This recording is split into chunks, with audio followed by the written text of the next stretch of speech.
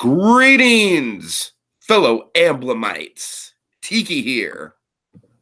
And BlueDragonFive. And welcome to Season 4 of Spielberg Month. Since Steven Spielberg doesn't do audio commentary on his own work, we thought we'd do it for him. After all he's done for us, it's the least we could do for him. We've selected 4 films from his vast catalog of work to commentate on.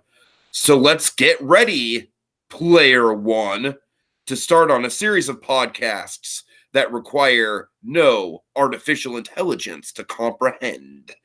We're encompassing everything under the empire of the sun and always coming up with new observations to share along the way. It's time to get ready for the next blockbuster installment of Spielberg Month.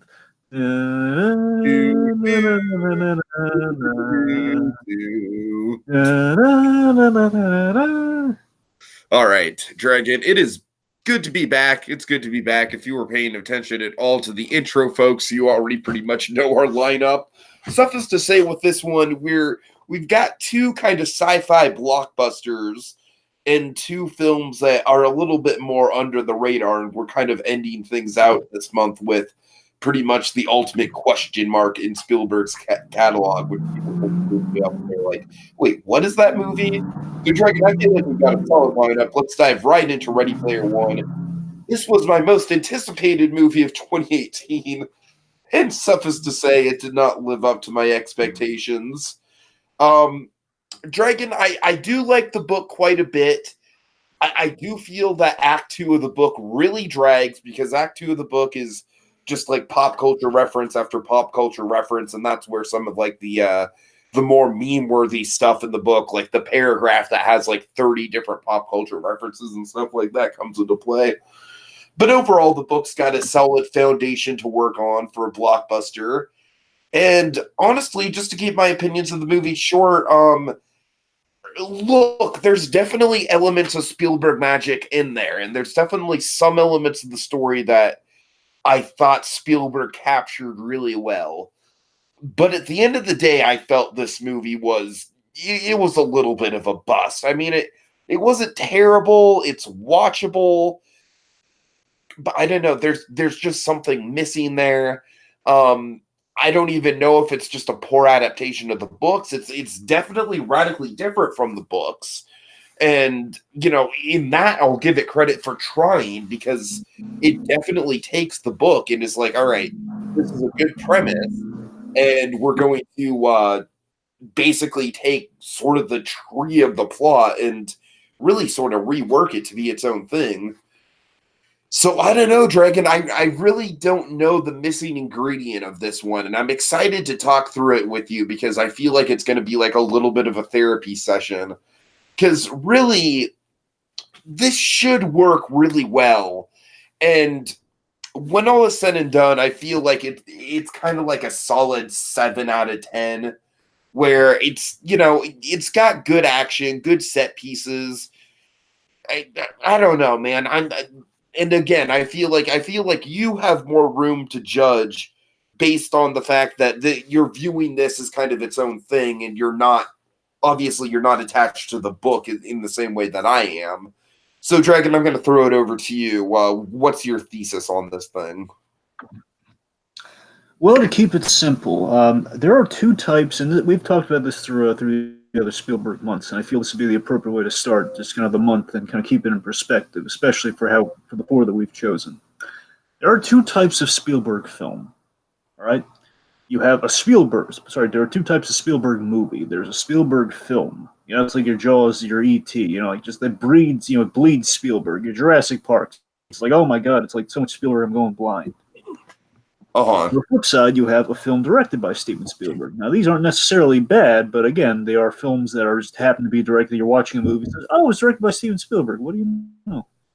like like BFG, some of my favorites, like The Terminal, like War of the Worlds as another example, or Bridge of Spies, which is a darn good one, but again, just one like you wouldn't necessarily assume was directed by Spielberg, but again, has Spielberg-ish things in them if you really look for them. Yeah, So, yeah.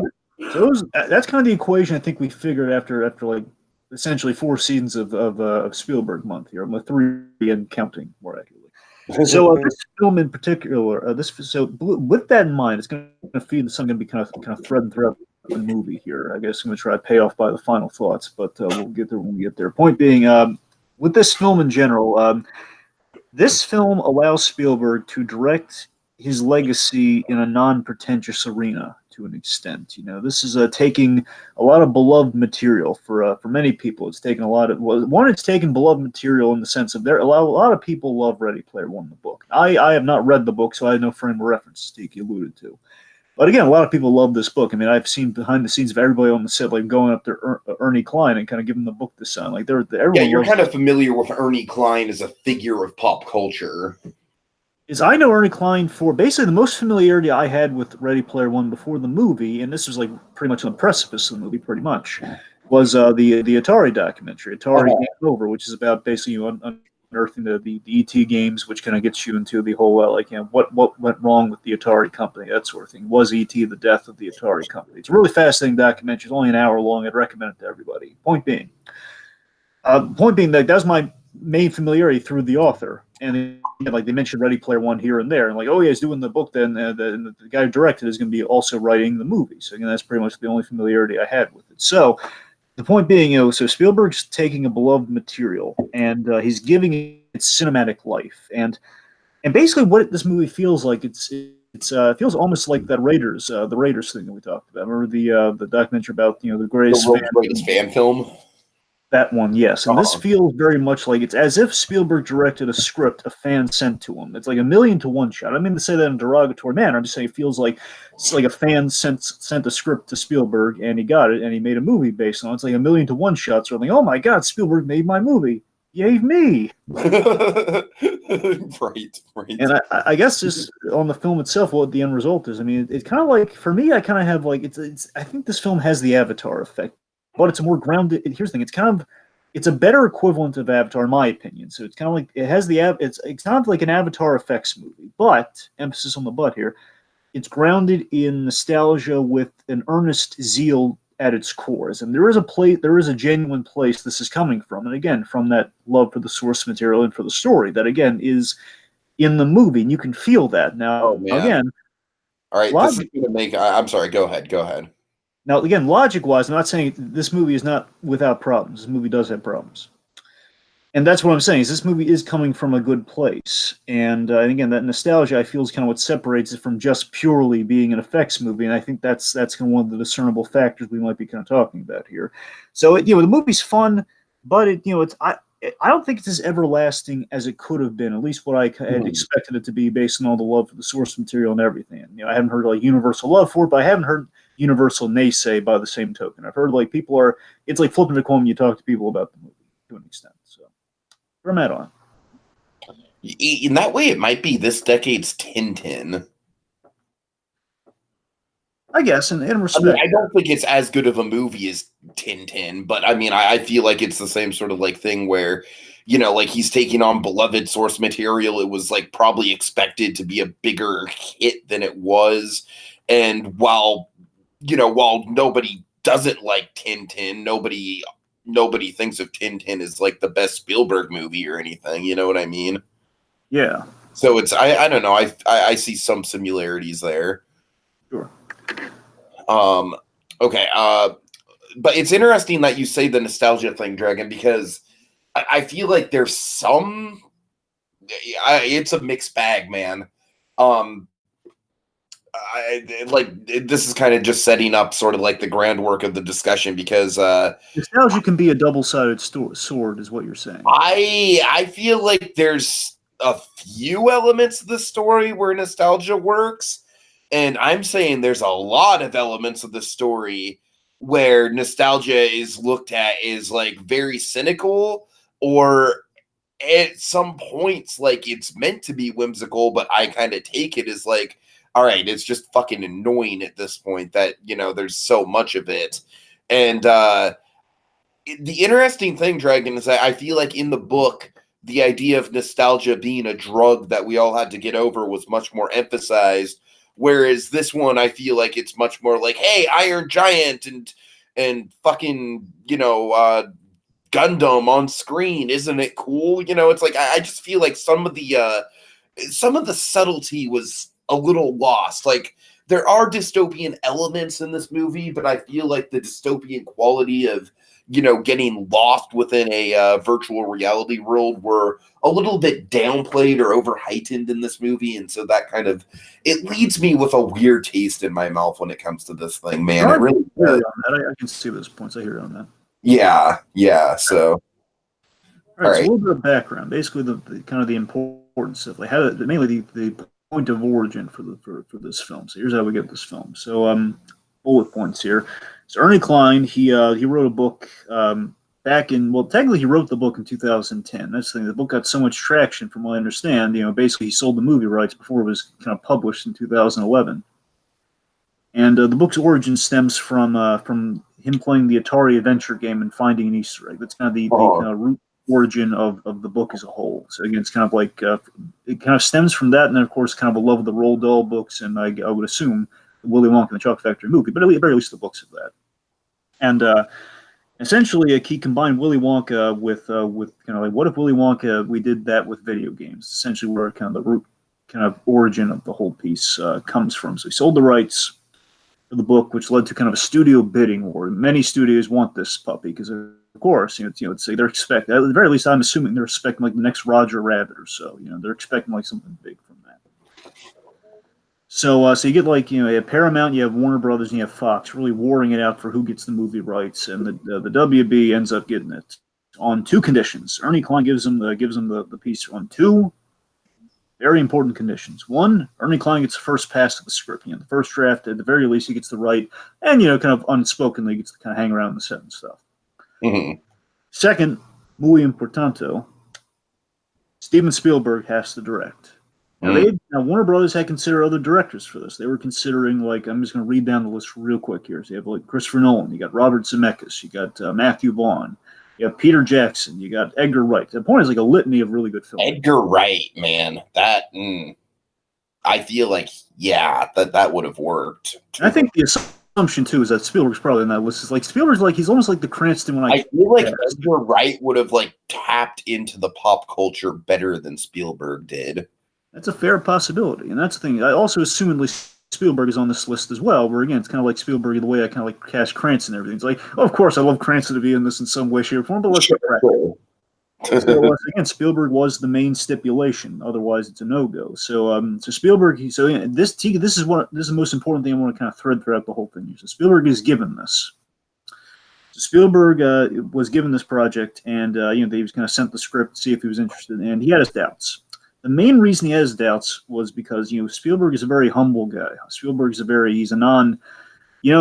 Spielberg is very much against referencing himself. He's very doesn't want to be self-aggrandizing. He doesn't want to be self-important. He hates referencing himself because and this was fascinating to find out that apparently Spielberg was really more than I ever thought he was. I knew it didn't perform well. I didn't know how deeply it hurt him. 1941 was the last time Spielberg really referenced himself, at least like for a movie. Like he took references from his films at that point, like Jaws specific. He took the one I mainly remember. I think the main one that jumps to mind was he parodied the opening of Jaws with a submarine, and basically they used the same actress who played the girl, same actress who played the swimmer. And basically, she is she's hoisted up on a submarine, and it's like Hollywood. It's ridiculous. The point being, God! I dread the day we have to get to. I don't know. I both dread and look forward to the day we have to get to that movie in Spielberg month. The point being, that one profoundly hurt him because that one was like the first real kind of taste of non-success that Spielberg had. And of course, that was kind of like he kind of like it's kind of the sin of pride he kind of felt during that. Of like I'd reference myself. It's like, oh, look at me, I'm the important filmmaker. I'm the master Steven Spielberg. Oh, whoa! And he felt really a great deal of shame and trepidation when he would ever have to do that again. So his solution to this was he really liked the material, and of course, and you'd know this better than I, but I believe there were more Spielberg references within the piece. Ooh, I mean, honestly, like the Jurassic Park stuff was probably the big one. I don't remember a ton of Spielberg stuff in the book. Well, the point being, Spielberg, at the very least, he saw that there were more references to him, so he tried to limit it as little as he could. I believe the two things, honestly, I think it was mainly like there's a vague War of the Worlds reference, and of course there's the T-Rex from Jurassic Park. So those are the main two references that are in there. Yeah, Might be another one I'm forgetting. The point being, he kept it to the absolute bare minimum. Something with Jaws in there. That's the thing. I really gotta don't keep in mind, like the book just kind of like drops pop culture references like a mile a minute. So there's there's not just like set pieces like there are in the movie. I get a sense of that. So the point being, he kept it to a bare minimum. That was the condition he would take on the movie, and it took Ernie Klein to kind of sell him on like, what about reference the movies that you've produced? Because a lot of those seem a little bit more integral to things. Here we're like, come on, the Back to the Future DeLorean. Okay, you produced Back to the Future. You didn't direct it, man. Put it in there. Essentially, that's kind of, well, again, a little less familiar, but that's how the conversation went. You convinced him to kind of go for the produce Gremlins. He produced Back to the Future. Produced Goonies. You got to get those references in there. So, according to Spielberg, this is the third most difficult film he's ever made. Because there was Jaws being the historic one, and then last one he was really challenged with for him was Saving Private Ryan. Every time he mentions like the most difficult films, you would imagine Schindler's List would be on there, but again, it feels like that's just more personally difficult than is like difficult to make. So I guess that's why. Right, that makes sense. Yeah. On a technical level, this is the most difficult thing, I suppose. So. Zach Penn now. Zach Penn was so Ernie Klein did the first draft, and then they brought in Zach Penn. Zach Penn, essentially, his main job as a writer was to kind of edit things down because again, it'd be a long book if transferred 100% into the big screen. Be a long story, and so they brought in Zach Penn. The only reason that is because the book just kind of has so many like side quests and random like. Oh, we're gonna go and like recite the, an 80s John Hughes movie line for line, and stuff like that. Ridiculous stuff that really wouldn't translate it at all to the movie. Exactly. So Zach Penn, he directed the documentary Atari Game Over, and that's how he and Ernie Klein met in the first place. And Zach Penn, he's kind of a writer of both fame and infamy. In that he's had fingerprints on some of the great films. He really has, especially the superhero movies. Like he was basically before Edward Norton got all greedy for control. He wrote the Incredible Hulk movie. Of course, Edward Norton basically just kind of picked apart the scripts. Like, no, make it better, Zach Penn, make it better. Oh God. Part of me, that is mainly a joke, but I tell you, folks, from what I hear, it may not have been that much of an exaggeration. Anyway, so he wrote the Incredible Hulk, and he kind of did the story on Avengers, like one of the many people do story on the Avengers. He's also done some not so great things, like he wrote Elektra. He wrote something else that we may or may not be talking about next month. We'll get there when we get there. Let's see. Point of Zach Penn, again, fame and infamy there. So the point of Zach Penn, he's a writer's writer. Like, he's been around. He's done stuff. So they get him on there. He's kind of stripping out kind of the fat of the film. Let's see. So basically the way they shot the movie for the most part, again, in terms like, this is a really difficult shoot. The reason this is probably one of the most difficult things in recent years for Spielberg was that for like the most difficult thing I want to say Spielberg had done to that time with kind of motion capture and everything was Tintin. Tintin, yeah. Exactly. So again, it's most recent experience. Again, I can't really speak to this is a lot more ambitious than that. Basically, the way you would shoot this, the Oasis has done like a 4-part system. Everyone's in mocaps. Everyone's like they have the dots on them, like they're capturing the motion. Then there's camera capture, which basically that's when you have the dots on the face, and that's how you capture the performance there. And that's how you that's how you can manipulate the camera. And then you have the V cam, the virtual camera. The V cam is that Spielberg using his thumbs, like literally kind of like angling and kind of like mounting the shots and like the tracking shots. Basically, he has to go to like a whole like kind of like a video village for that one, while he's simultaneously directing all these other things. And then of course you have the live action reverse shot. So he's directing essentially, as he phrased it, he's shooting 4 different movies at the same time. Right. And this was his first Warner Bros. Film since AI, which of course will have some bearing on this one. Oh boy. Oh yeah. So, of course, I think the last two things that worth noting here, one, there's no John Williams on this movie, and the reason for that, because it's a very rare occurrence. Only 4 times in Spielberg's career so far has there not been John Williams. I feel like And this time it's justifiable. it is. Well, this time he's working on the post. Maybe not that justifiable. The point. No, I'm kidding. But no, yeah, he's working on the post. So Alan Silvestri is brought in, of course, Silvestri, who he scored a couple of these movies. I'm saying it's justifiable because honestly, most of the soundtrack is 80s music, anyways. Certainly, Like the song selections in this movie matter a lot more than the actual score does. that's a fair point. So, yeah. So, boys, it brings another cinematic great. Brings in Alan Silvestri to the score, and last noteworthy things that this originally supposed to come out in 2017, not just any day in 2017. This was supposed to come out December, I believe, 15th of 2017, which is the day The Last Jedi came out. Oh boy! Obviously, they didn't want some competition there, so they pushed it to March 29th, which coincidentally was Ernie Klein's birthday. Fun fact. All right, so of course, folks, commentary, we're going to pretty much go in a linear fashion here. So ideally, you won't need to watch the movie, but it would help. Yeah. So what we're going to do here, folks, go ahead and pull it up by any means you can if you do want to watch along. Hot tip: if you're subscribed to HBO, if you still haven't canceled HBO because Game of Thrones has ended, if you're still subscribed to HBO on Amazon. It's up there. It's up there. It's on HBO. So, hot tip there. Dragon, I was happy. I was like, oh, I don't have to spend $3 to $5. It's on my HBO subscription. So anyways, go ahead and get synced up, get to timestamp 00. And actually, Dragon, I'm kind of just now realizing that there's actually a little HBO logo at the there's a little HBO logo at the start. So you explain the time sync really quick while I get that situated. All right, so fact matters, folks. So again, we're going to sync up and we're going to count 1, 2, 3, go. We're doing this Lethal Weapon style. When we say go, that's when you push play. Just to keep it simple. Of course, folks, if you have any live comments, we'll try to read them at the very end because obviously it would behoove us to kind of read those comments while we're trying to focus on the movie. So, forgive us there. We'll try to read your comments at the end. Basically, beginning and end, that's where we'll read some comments. One I'll read right now is from Donovan Martin, who he said, he loves this movie. And, of course, there's a lot to love about the movie. There's also a few places that could have gotten it better. But we'll sort all those P's and Q's out as we go through the piece. All right. So, with that in mind, everyone, let's get started. Ready Player One in 1, 2, 3, go! All right, so Dragon, I'm gonna put it simply here. I honestly think that the opening scene might be the best scene in the whole movie. Really? Why is that? I feel like it's a little touch of Spielberg magic, man. I feel like it sets up the world very well. It does so in a visual way.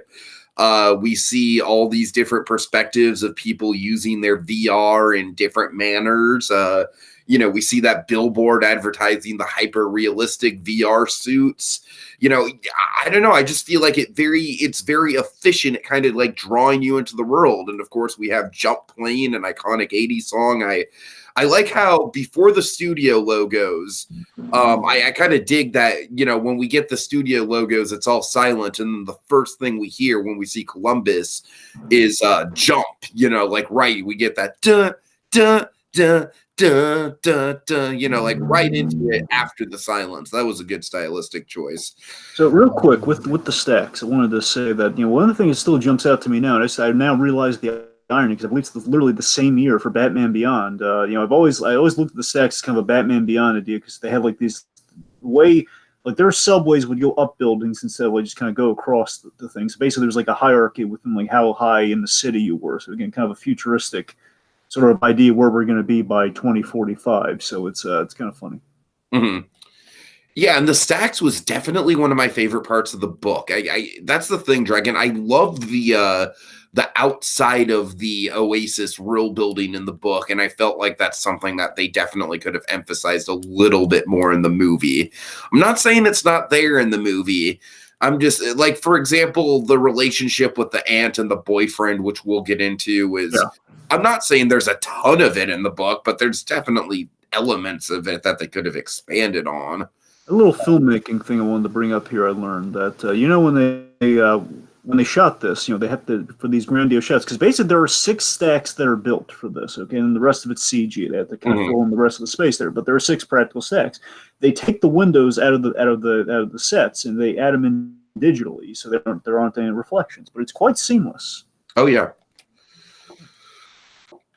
And this is very true to the book where he goes into this trailer in this junkyard and that's his hideout. I Dragon, basically when I was first watching this, I kind of had that Jurassic World like kind of lured into a false sense of security of like, yeah, they're getting it really right on. Yeah, it's really not until about 20 minutes in or so that things kind of start to go a little haywire with this one. Well, here we have kind of the face scan. Basically, there's like a digital Ty Sheridan here when he puts on the visor. Again, it's quite, it looks quite good. I love the lived-in quality, and this is where I live for kind of as the gadget guy. I love all these. I love how lived in the spaces and just kind of how the little treadmill. Again, it's very kind of homespun and kind of built within this van. Looks really, and again, really cool. It reminds me of Spielberg because we get all these like visually we're really setting up how it's all going to work in a really economic kind of like. He really ties it all together quite well. Okay, Dragon, you know what's going to age this movie terribly? What? The fact that one of the first things we see in the Oasis is Minecraft. Ah, yeah, oh God, you're right, yeah. It's like Minecraft, the pinnacle of pop culture in 2016. This feels very Lego Movie. Just kind of going through all the different worlds here and just kind of I gotta admit, Dragon, I don't like this at all. I really don't. I really fucking don't. Well, I do like the little Batman shot coming up here. Gotta be honest, it's just kind of cool. Like, of course you like that, but I mean, it's the '89 Batman too. To me, all of this is weak sauce. I mean, compared to how they describe the Oasis in the book, it's like, oh, surf a 50-foot wave in Hawaii. Oh, and check this out. It's the weakest part of The Last Jedi. Okay, you're right about that, but I gotta give it. The design looks really cool for that. The design does look really cool for that place, though. I don't know, Dre. Right. It's kind of one of those things where it's like that opening couple minutes where Wade's, climbing the stacks. I'm just like, yeah, this is really working. But then as soon as that Oasis stuff hits, I'm like, oh shit. This Looney Tunes, we got some RoboCop. Ralph style, depot of all the characters. I love that we got Marvin the Martian in a live action film. Yep. That is, well, to be fair, we've kind of done that twice, but, if you want to be technical. Well, yeah, probably 3 times, but yes. Okay, well, the point being that we have a lot of, this film's overpowered by Space Jam. Yeah, Space Jam, and we have Looney Tunes back in action in both. Yeah, I know, but I'm just asking out of pure what he was the referee, right? I'm remembering that. Yes, he was the referee. Yeah, he was the referee in Space Jam. Yeah, that's great. Anyways, also the point is there are a lot of IPs in this movie. Like right now, we just shot the crap out of Freddy Krueger, and earlier on we had RoboCop and Marvin the Martian. It's kind of IP palooza, one could say. And I've got to admit, there's a lot more IP in this movie than I was expecting there to be. I was expecting the IP part of the book to be toned down, and honestly, I'm not sure if that's a good or a bad thing, man. I'm really not. Well, let me tell you why it might be a bad thing. Okay. There is a big logic hole that still just had no bearing on this. Made it even more confusing on a rewatch here. Okay, so we're on like a Planet Doom, I think. Well, not Planet Doom. Yeah, Planet Doom. I am not sure because I'm not a Doom guy, but I believe this is supposed to be like Planet Doom the game. Ah, I see. Well, point being, this location here, everyone's kind of fighting. Spielberg was going for, like, I think the big thing he kind of called out to Spielberg about the Oasis. It's kind of like he viewed it as the new Old West. And I think that quality is really cool about it. And this sequence specifically, again, it's like I the Old love West this sequence. This is great. This is great Spielberg right here, where everyone's losing their shit about losing their shit. It's awesome. Yeah. Now, okay, so Tiki, I think it's talking about the tone thing you got going on right now. I'll get back to my original point Okay. here, like where the mom is like, like there's the fire's burning in the background. The mom's just kind of like jumping around. Of course, she's being killed in the game. All This that is sort of stuff. exactly the type of stuff that I wish there was more of in this movie. This kind of contrast to how the stuff, like this shot right here with the Japanese businessman, like oh my god, I wish there was so much more social commentary in this movie than there is. And that's the thing. I feel that that's what the war of the movie is, because there's really, again, there's somewhat of an optimistic view with kind of what's going on in the Oasis. And here's the thing: you have two diametrically opposite kind of worldviews. Can we just put it out there right now that Wade Watts might be one of the most unlikable main characters in Spielberg's filmography? I don't know about that, Tiki. Plus, this month particularly, we might get to a couple. I don't know. I would reserve judgment until we get to the end of this month. Really on that. What with literally the last movie that we're covering? Well, I mean, that there's that, but I mean, I was thinking more about the next movie we're covering. Okay. Oh, yeah. Well, I don't know. Okay, so look, I get a few things here. I mean, Haley Joel Osment robot is unsettling, but I don't necessarily know if he's unlikable anyway. Okay, regardless, all right. So you're talking about main character. You're talking about protagonist specifically. Yeah, I'm talking specifically. Well, you might have a case, but again, I got. At the very least, he's the most like morally questionable. Like not in the sense of like how the movie wants you to portray him, but when you break down his morals, especially when it comes to his icky relationship with Artemis, which is like honestly a black spot on this movie. Right. I mean, there's stuff I don't really necessarily. I kind of view a little bit more in the writing than I do the character. I don't think Wade's necessarily unlikable, but I don't know. That might just be me though. I don't know.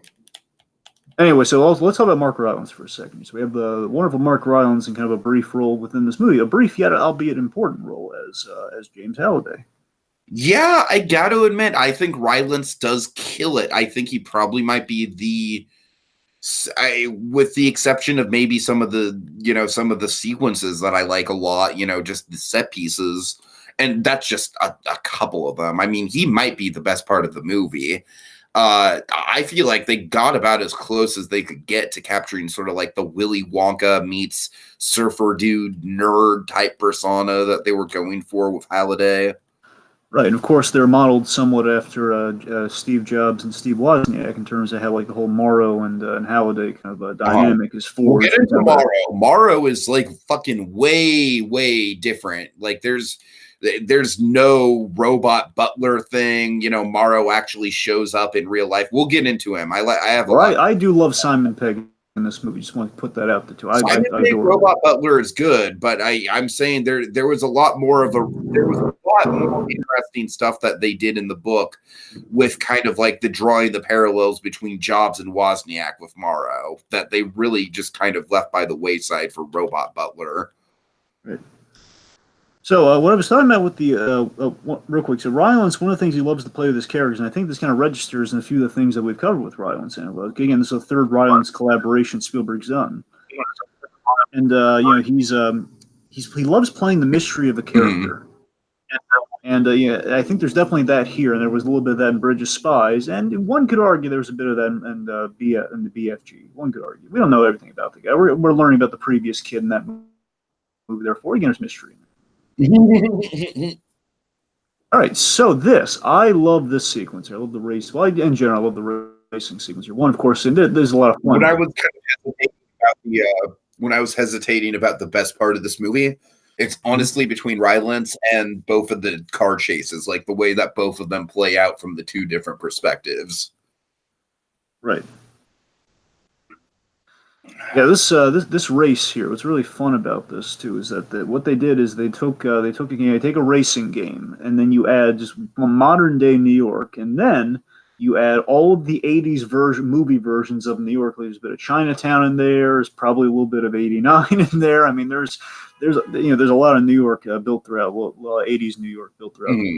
probably a little bit of Ghostbusters, I'm sure. But again, basically in terms of the IPs they got for this movie, so they got 80%. Spielberg spent a couple of years before the movie getting all the IPs he could, and 80% of what he wanted. It's really odd what he wasn't able to get, though, if you really think about it. Okay, so the one thing he couldn't get his own movie, he couldn't get Close Encounters. Like the one reference he wanted to go, he was denied Close Encounters. He was denied Close Encounters. What do you want to do with Close Encounters? Do you know? I don't know what specifically. I'd imagine because if you notice, one of the pins that Halliday had was Simon. It was probably going to be one of those gags. Be Mike. Right, yeah. Either that or a spaceship later on. I don't know. The point being, you had Close Encounters. Oh my god! Can you imagine the Close Encounters spaceship like coming down in an epic fashion during the final battle? Okay, real quick, son. They did get the IP for. Oh, the DeLorean. Oh, me lovey the DeLorean. Oh god, look at it. It looks stunning. And anyway, so what I love about this too is that Ernie Klein, he drives a DeLorean. He's out since the movie's come out, he's outfitted to look even more like this car. It has like a little kind of Knight Rider thing at the front of it. And basically what I love about the DeLorean and how it's used in this movie, and that was where they had me in the trailers for Ready Player One. I love seeing the DeLorean do things it would never be able to do in Back to the Future. Mm-hmm. Like it's doing the hover and drift, basically do everything but fly. And that's like basic flight is the only thing our characters can't do in this movie, really. Like if a ship can fly, but like cars and characters cannot fly in this movie. Like, if anything, it kind of like gives us a good look at what like a modern day DeLorean car chase would look like, if they ever dare to say did a Back to the Future reboot. Exactly, that's like one of the benefits of it. And also, again, like I don't know if the DeLorean is in the book or not, but again, this seems like I'm surprised it wasn't. It's definitely in the book, yeah. Because that's the thing, because Ernie Klein has that car. Yeah. Why wouldn't he put it in the book? That's the thing. That's what I'm saying. So I'm glad. The point is, I think it has a lot of love shown. If you're a bike, this the thing is though, the difference is, Dragon. Let's get into one of the big differences in the book now that we're already onto the first key right off the bat. Yeah, it's good pacing. There's a solid 50 or so pages of the book that's just establishing the world and establishing Wade Watts and how he goes to school. There's this really interesting that they set up kind of like the hierarchy of the school system and everything. And the first key is actually this really obscure treasure hunt where they have to. It's honestly kind of convenient because basically there's like all these different schools on all these different quote unquote planets in the Oasis, and the first key happens to be located in a cave on in the woods of one of these planets, and they're all clones of the same planet, right? So it's all just kind of like a school campus in the middle of like a bunch of woods. And I don't know, this is one of the convenient things in the book where it's like Wade Watts just happens to be going to school on the planet that has the cave, and so it's not even that big of a challenge for him. Dragon, this is way better. Wouldn't you agree? This is fucking way better. Yeah, it is. And of course, he's big improvements of the book. The book, the first clue was just it was very obscure and Deus Ex Machina. Yep. Of course, like right now we're in Chinatown. Again, like look at all these vehicles. Like just a few of course, the T-Rex in Jurassic Park just now in Chinatown of all places. I mean, beyond that, we have we have like the A-Team vans in there somewhere. The Mach 5, of course, one of my favorites, 60s Batmobile, and of course, not the very least, King Kong. How's it get any better than that? I am a big defender of Kong Skull Island. I generally really like that movie. I'm going to say, though, the 5 minutes of screen time that King Kong gets in this movie, kicks the shit out of any of the King Kong stuff in that movie. Poor Batmobile. Ah, man, that hurts every time. Sorry. Anyway, but yes, so yeah, this again, I really do like. I think Act 1 of the movies might be the strongest act in the movie.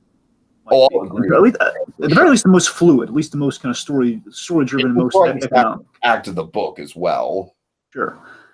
Anyway, I think this is an example of them making the book a little bit more cinematic and how we kind of relay. I also forgot to mention, Dragon, after Wade Watts finds that conveniently located cave, he has to play a game of the Joust arcade game against a necromancer. I see. So it's it's once again, it's kind of one of those things where it's fun to read on page, the logistics of the Joust arcade game. And we do get a little bit of that with the third challenge with the adventure game. but it's not the most exciting. The King Kong in the middle of a racetrack is obviously way more exciting. So real quick, I wanted to hit a few visual things here that did really well. So one, like when Wade just saved Artemis a while back, just now, a few moments ago. They're using wire work in a really good way here. So again, like basically the actions you were seeing are based in reality to what they're doing. So like they're on wires, like jumping and basically doing that save you just saw there. But again, of course, it's made a little jazzed up with the environment, and everything with the motion capture and the CG. But also, what I love is like the patterning on you can really see it on Wade, especially if you look at the face. They wanted to get they want to make sure an effect look good on close up. You have a close up of your character's face without the illusion being too broken, because again, obviously it's a video game. People know it's not real. But by the same token, you got the whole movie, and this is the thing on the rewatch really spoke to me. Is that the whole movie, visually and story wise, we're all about the balance of two worlds. We're all about the intersect between two worlds. One very kind of depressing and very kind of like futuristic and nihilistic almost, and then you have just kind of the more optimistic, kind of more like kind of bewondered, kind of nostalgic with the Oasis, like possibilities and Grata.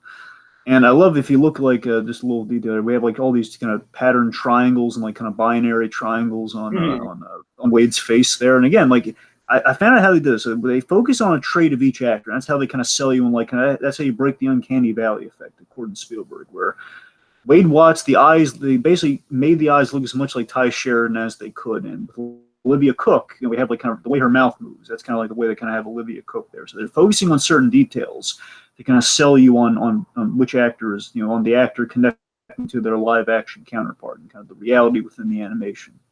Sure.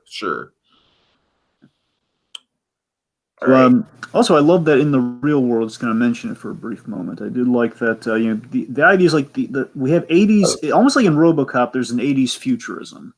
And here we kind of, the idea is like the game has been such a celebration of the 80s, it's permeated into the real world because everyone's kind of dressing like the 80s in the real world, even in their avatar guises. So again, it's kind of the 80s that's how you get like a RoboCop 80s futurism. I feel like that's not too far off from what's actually going on in pop culture right now.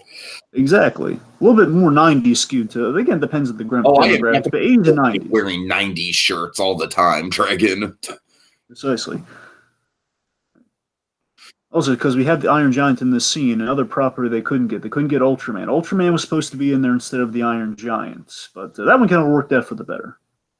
Oh, no, it did not, but we'll get there when we get there. Well, the point being, Ultraman, this is before they settled the Netflix thing, because now Ultraman has a Netflix show, so I presume they're still kind of like working that whole dispute out, like who owns the rights to what, or like what's going on with Ultraman while this film is going on now. I would assume it's now been resolved. That's my guess. I'm just saying, I'm going to call it out right now. The treatment of the Iron Giant is basically tasteless in this movie. I don't know if I'd agree with that, but we'll get there when we get there, my friend. Yeah, that's definitely a discussion to be had. So this is very interesting, kind of a little bit in the storytelling here, where Artemis, what she says, the participle here, she tells him like you have to be willing to risk it all for the game. And this does come back in the third act in a big way. So it's kind of like how we're kind of foreshadowing a few kind of big arc things here with Parsifal. Also, they have good. How do you think about their chemistry? You think they got any chemistry at all here? Oh boy. Well, I think it's better. Oh man. Okay, here's the thing, Dragon. The Artemis Parsifal dynamic is the hornet's nest of this IP, all right? Like, oh man, I don't even really know how to start talking about it. I do think that they have a little bit more chemistry, yes. Not much chemistry. I mean, I don't think their chemistry is off the charts or anything. Well, sure, obviously not. No. But here's the thing, Dragon. I feel like Artemis in the books didn't have as much to do. She didn't have as big of an actual role. But I feel like thematically she was a lot more interesting because I feel like they actually like explored the the toxic masculinity side of Wade, to quote Barry, a little bit more, like the fact that like he really shouldn't be in love with this girl that he just met, you know what I mean? Like they explore that in a more interesting way in the books.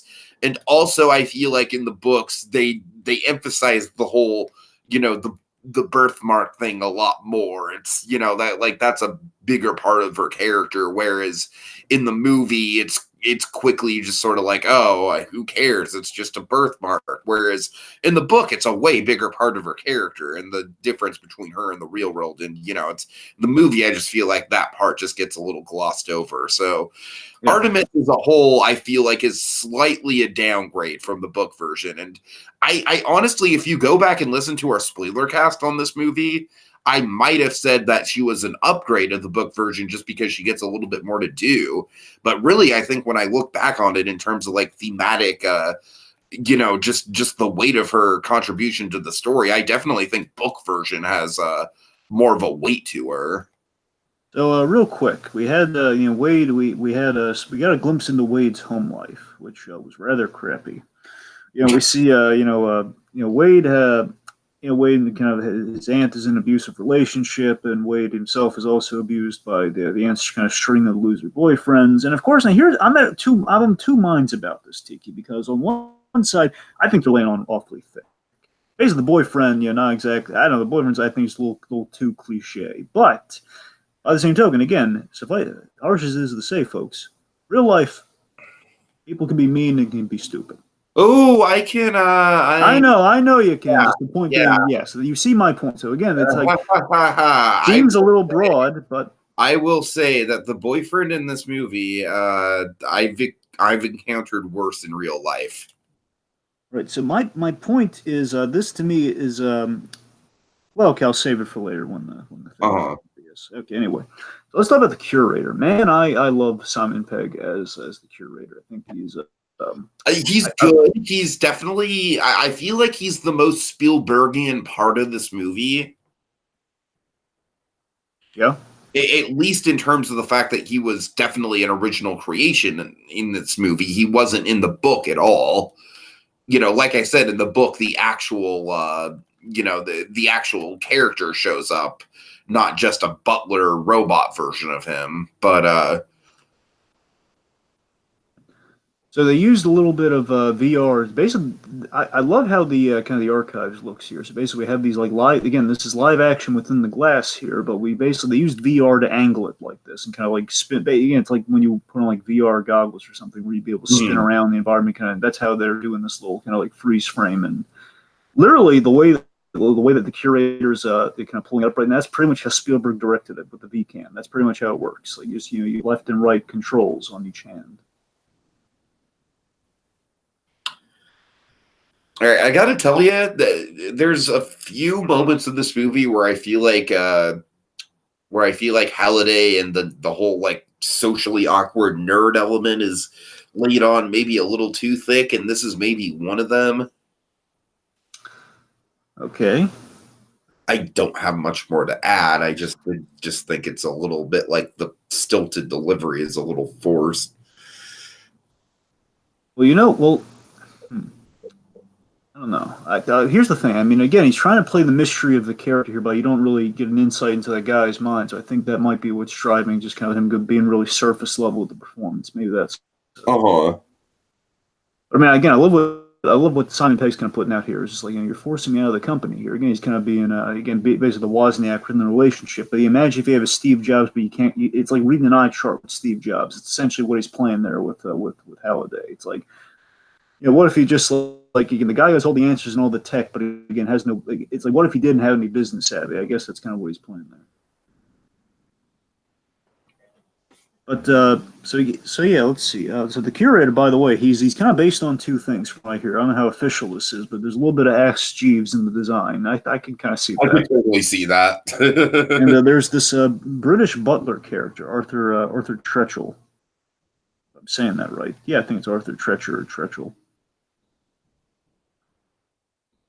So, by the way, there's actually this little subplot with there's a really subtle thing apparently. So with the curator, he's actually giving him hints when he figures out the clues. If you really pay attention, because he's basically echoing what Parsifal's saying, but basically confirming that yes, you know the answer. It's like you're warm, you're hot on the trail right now. Where he says like go backwards because he's surprised. Oh man, he's thinking about backwards. That's the answer to the thing. He knows the answer to the thing. Okay, so what do you think about? Oh man, First of all, I want to say that I really enjoy the sequence where he's going backwards in the racetrack, seeing everything like from a different perspective. Like visually, I think it's great. Yes. When you break it down from a logic and story point of view, I think it really falls apart. Well, how so? Oh, very simply, Dragon, because there's no way, like, based on, someone who plays a lot of online games, there's no way that someone wouldn't have figured it out or at least tried it by now. Well, if you come on, that's like the occasion. And I just don't buy it. It's like, I don't know. It's like people who play Mario Kart online, they like to fuck around with the environment all the time. There's a lot of people who just kind of go in for tricks and Easter eggs. It's like, I just don't buy that in all the years no one thought to do this. To me, it's a big leap. I don't know. I think you're being a little hard on it there. I think. Like I said, I feel bad because the sequence itself is really good. It's just when I stop to break it down, I don't.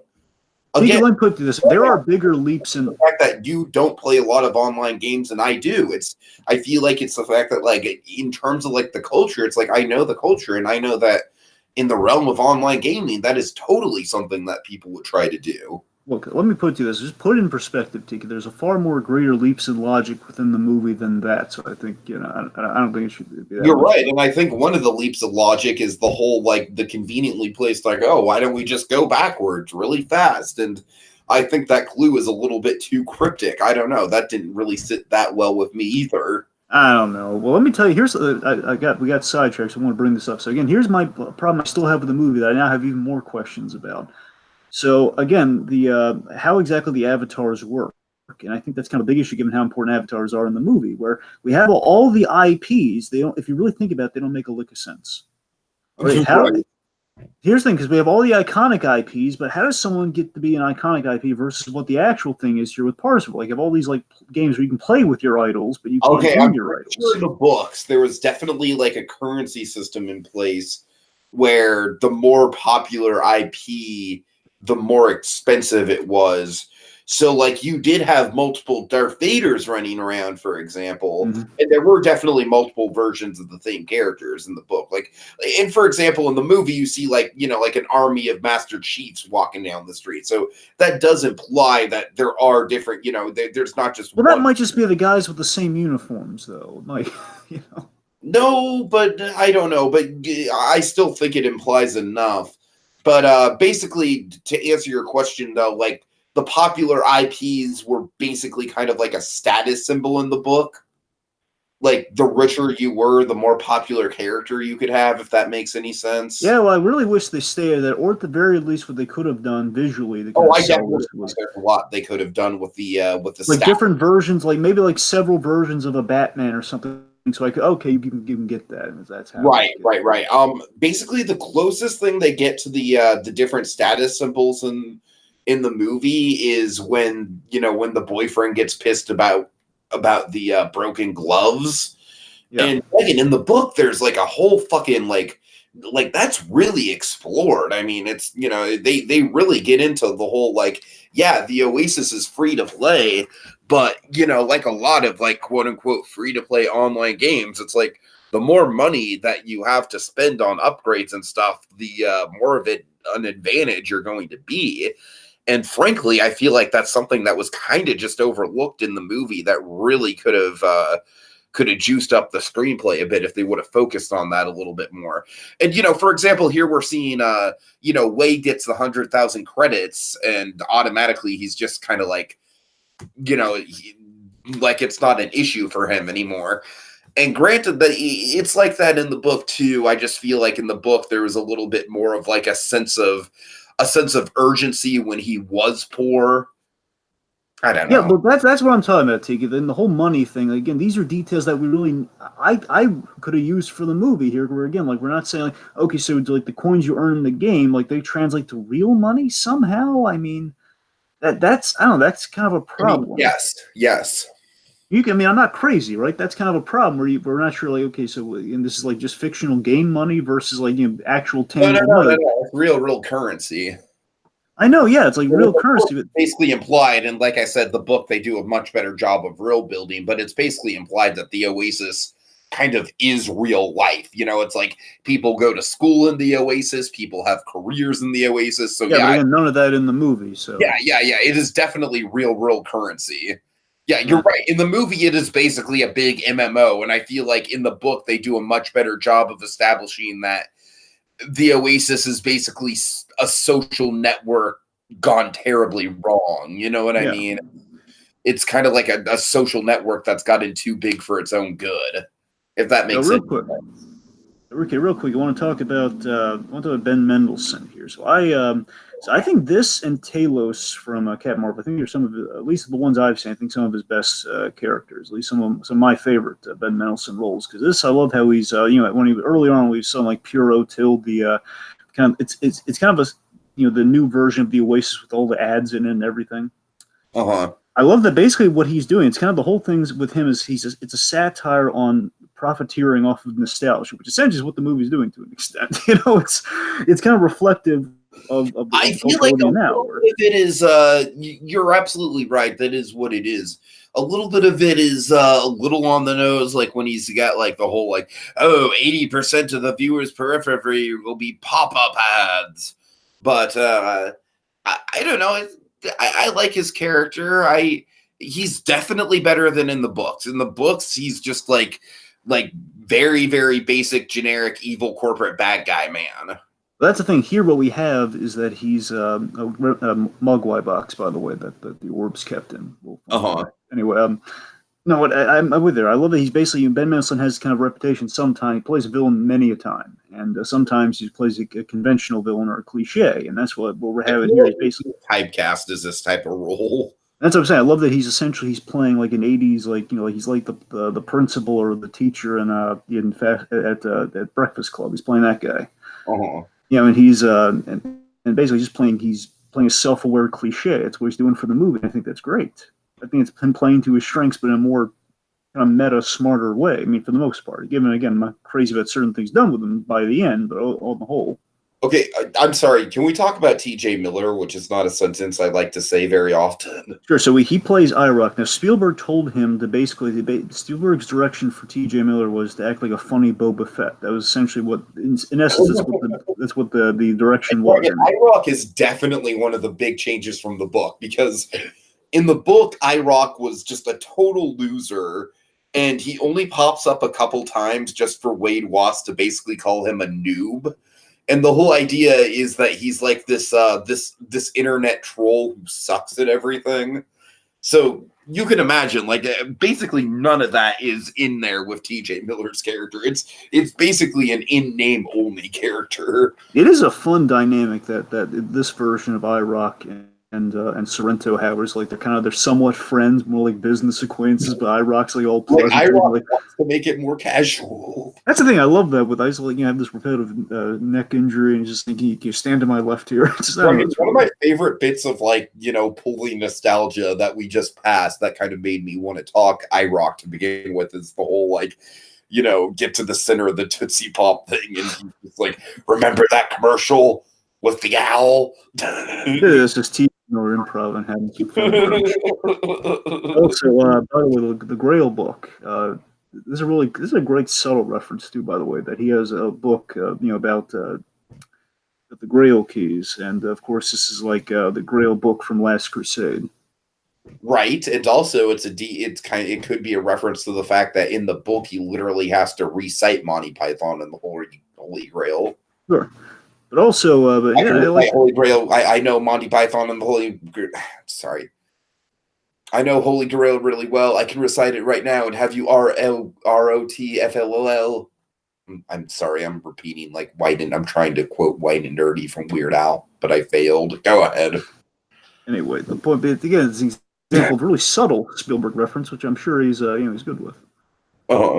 Also, by the way, a little the Arkham games worked into this movie, because the Arkham Knight was walking out that building. Of course, the much maligned Arkham Knight, by the way, now has been introduced in the comics as I gotta be honest, I'm not really far that into the story. And so far, the new Arkham Knight's it's kind of an improvement from what they did in the game with them. Anyway, point being, a lot of IPs I don't want to list all the IPs like Beetlejuice. They're like, oh, look, it's Beetlejuice, but let's just move on from there. This is really cool, though, what we do right here with this alien chest burster effect here. I love how it's just used like to cut up the rest of the costume. I actually heard this was a deep cut reference to Friday the 13th with Corey Feldman's character. How so? Well, no, I think it's like the fourth one where they quote unquote kill Jason, for like the first time. They had like this kid who essentially was supposed to be the next Jason. Like once they officially killed Jason, this kid was supposed to be like Tommy Jarvis or something. That was Corey Feldman who played him, and he couldn't be in the other movies because he was in Goonies at that time and Gremlins. So the point being, he was a special effects nut and I believe he did like a similar effect, like where he wore like the alien chest burster or like something like it on the sleeve, like that. Oh. So, of course, there's a little love letter to the Donner films, which earlier on we had a really great deep cut reference to the Donner films, which I really appreciated with the Lex Luthor quote. One of the most you could read like a gum wrapper, know the meaning of life, and kind of read like one of the great works and come away with nothing. That whole quote. A lot of great Tom Mankiewicz dialogue from Donner's Superman. It's kind of what they're citing. There's the excellent Tom Mankiewicz dialogue. Anyways, I like that we're doing like some kind of fun like homage. There was a lot of 80s in this movie, but it's a little bit of 70 and a little bit of 78 with Superman. Never hurts. Mm. All right.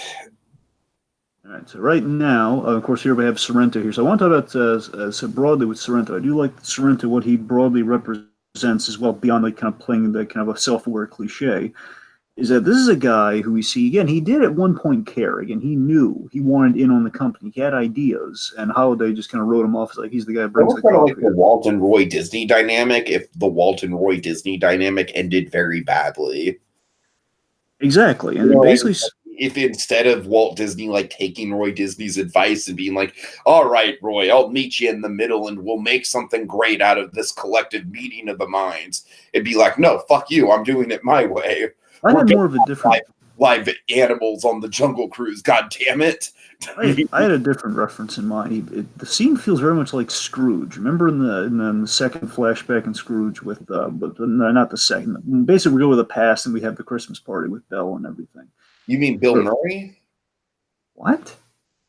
The Bill Murray Scrooged? No, just sorry. When we do, yeah, you're right. Sorry, when we do Christmas Carol, when we have, it's reminds me of a scene. Sorry, you're just gonna have to like actually cite which Christmas Carol you're talking about. Just in general, Christmas Carol. Okay, I'm sorry. The story of Christmas Carol, when we go back.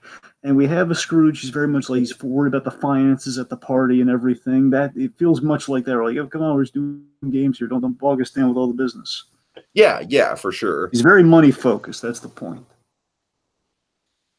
Of course, would take him into game like basically trying to commercialize the kind of the free gaming that Halliday's going for.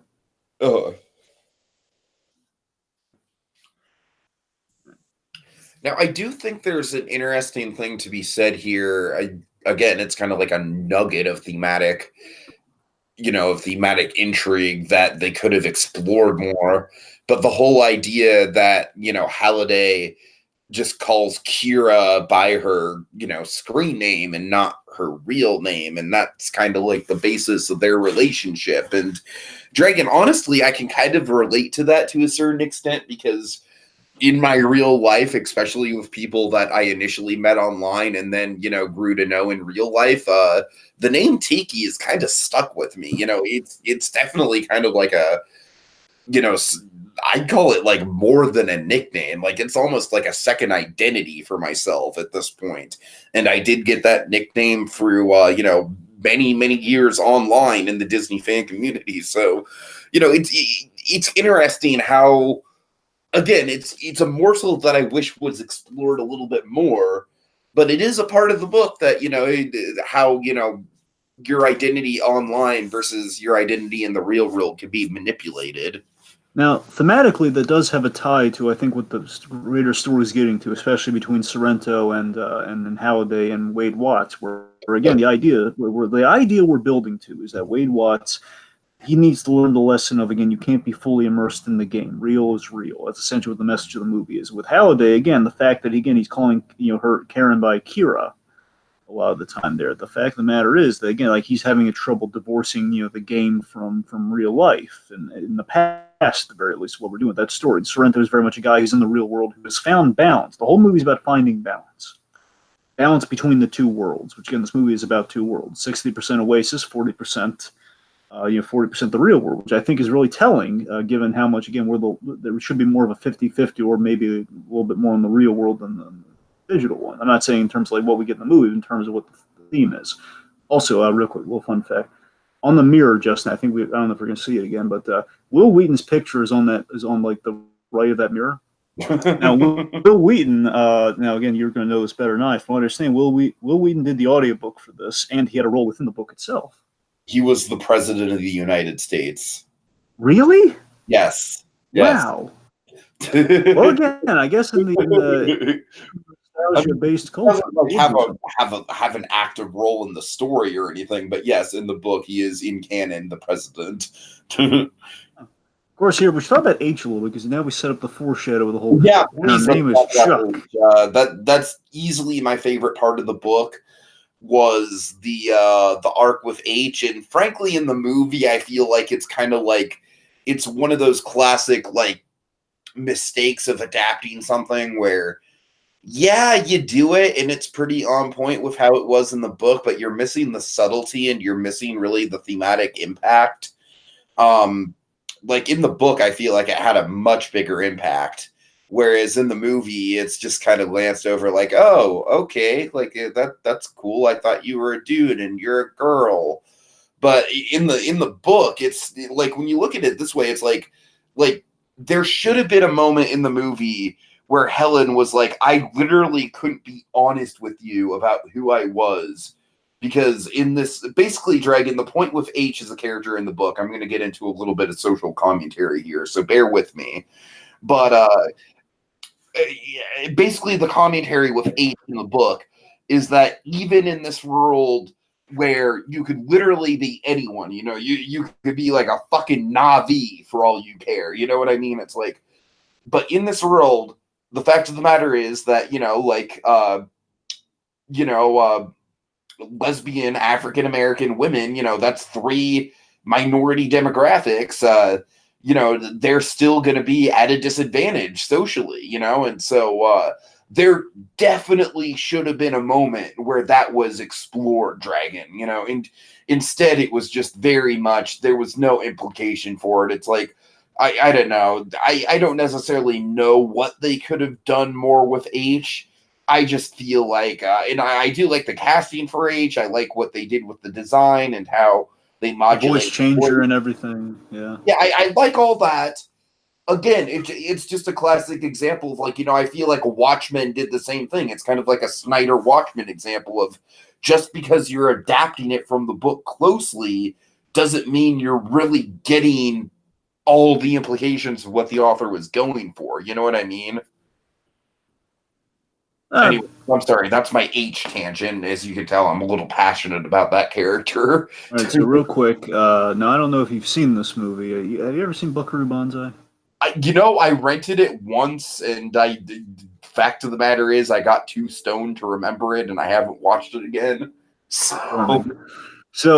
here's the thing. So Buckaroo Banzai.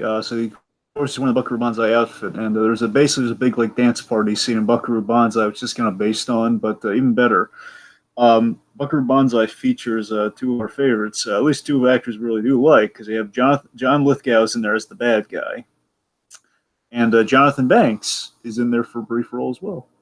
And Goldblum's in there too, right? I'm pretty sure, but yeah, I think I'm pretty sure. I'm pretty sure Goldblum was the reason I watched it to begin with. Banzai is good, but I feel it drags a little. That's the thing. So, but Banzai again, that's the thing. Buckaroo Banzai is not one I would go back to often, but I do see the appeal.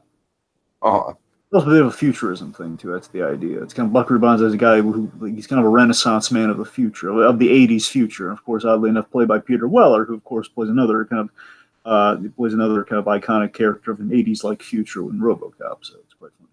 Sure. Anyway. So, of course, right here, by the way, this is I called in the rewatch here, where, again, they're kind of dancing in zero gravity. Also, Harley Quinn and Joker, someone give them a show where they're in L.A. I don't know. Okay, just a little plug for Harley Quinn, the Joke versus the Real World, episode 5. It's like Joshua Thomas and Piper Henson, or I'm sorry, Joshua Thomas and Nicole Dubois, like actually, actually mocap that Piper and Harley, I'm sorry, Piper Henson is on my mind. They actually mocap that Harley and Joker. Be funny. Okay, anyway, though, but let's see, what was I saying? Oh, yes. So this whole, like, they're dancing in zero gravity right now. Again, I think this is a little foreshadow to where the second key is. Yeah, no doubt, for sure. Dancing essentially in zero gravity. Of course, the X1 has the touch sensors in it. By the way, again, you know me being the tech guy that I am, I do love that they have the difference between all the differences between everyone having different different upgrades on their gear. Right. Some people have like kind of more refined, like more fresh out of the box versus like Wade. I'm sorry. Yeah, that's definitely a thing that comes up. That's explored a little bit more in the books. Like in the books, it's a bit more of a defining character trait, which tech each character uses. Right. And of course, like, Wade, again, kind of buying something fresh out of the box, where Sorrento has like the top of the line, where again, it's like not, you don't have to wear like a whole suit, you can just wear pieces of the suit, so it's a lot more economic and like top of the line. Okay, so real quick, so now is where things really for the movie, I think, begin to get problematic. Oh yeah, right here. Right. So this is like the first big one. This scene is going to go down in infamy, Dragon. This scene is going to get memed, all right? But I do know you, Artie. I'm in love with you.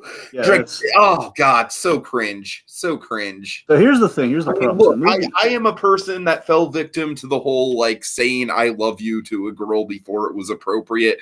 But you know what? Maybe getting a little bit too personal here, but at least I knew that girl for months before we started dating. You know what I mean?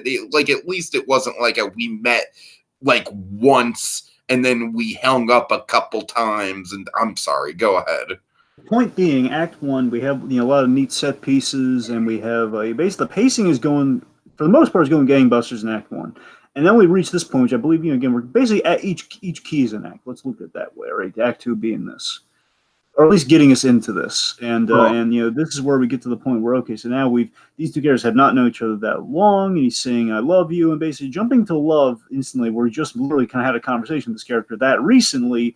That's a problem, and that's a hard sell. It's a hard sell of the whole movie. And then again, like the relationship they have enough sell that you're supposed to be on his side about it. That's the main problem, I think. Exactly, and that's the thing where I get in the book he is definitely treated as much more socially awkward, much more like, ooh, that's not good that you're saying that. You know what I mean? But in the movie, it's more kind of just like, oh, isn't that cute? He's all lovelorn. But also, so as cool as the Zemeckis cube is, another problem with this scene, like literally, IROC is on the phone with Sorrento, and he tells him, I got eyes on him, and again, he hired this guy to take him out, and yet you send all of your Sixer goons in there to do the job? Why? Yeah. Why would you do that? Honestly, probably just because TJ Miller is stupid, but that's how. No. He was it's not his. That's saying Sorrento made the mistake. Oh, right. Why would Sorrento? It just tells him I have eyes on him. I hear you. Why would that's the thing? Sorrento. That's the thing. That's a frustrating thing about Sorrento. I like what Mendelssohn's doing. I like what Sorrento represents. I love all that stuff. But then we have these plot moments where we have to have something happen, and we have to make him look stupid by comparison because of that sometimes. Mm-hmm.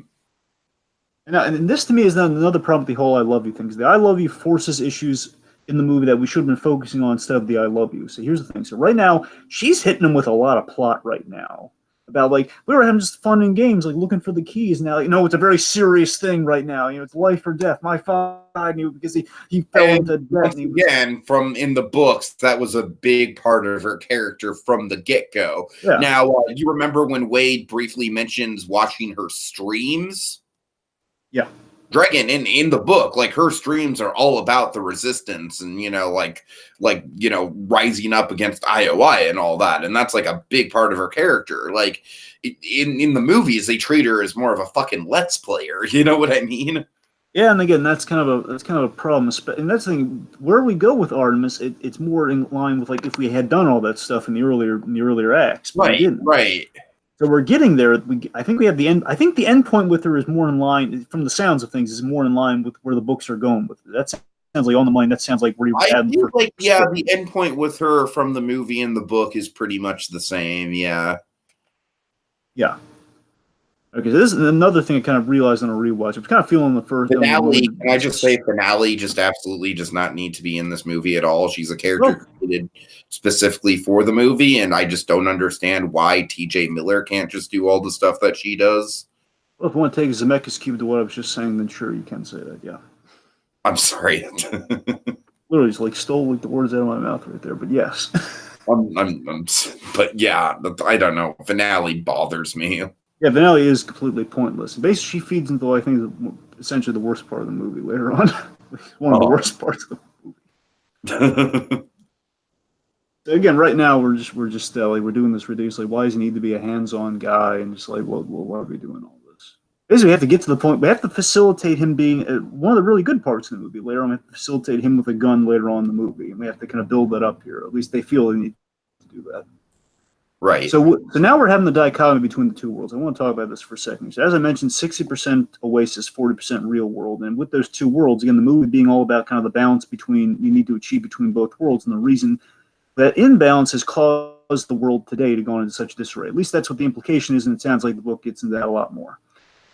Basically explaining how the world went to kind of the states that is. Because we mentioned things like the corn syrup famine or whatever that was, like corn syrup drought. And then we have like all sorts of... we have that, and there's like basically all these these disasters have hit, and people being obsessed in the games, and kind of basically escapism is a huge part of the movie. People escaping into the game while the world is going to crap, and we're not doing anything about the world. And again, that's kind of full circle feeding the problem. It's like the snake eating its tail in that regard. Like we're never going to fix the world for just escaping, avoiding the problem.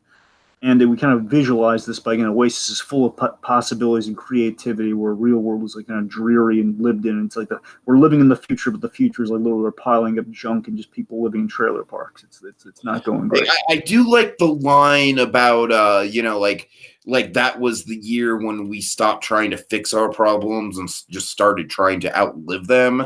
Yeah. And honestly, Dragon, I feel like that's probably the most poignant part of the whole.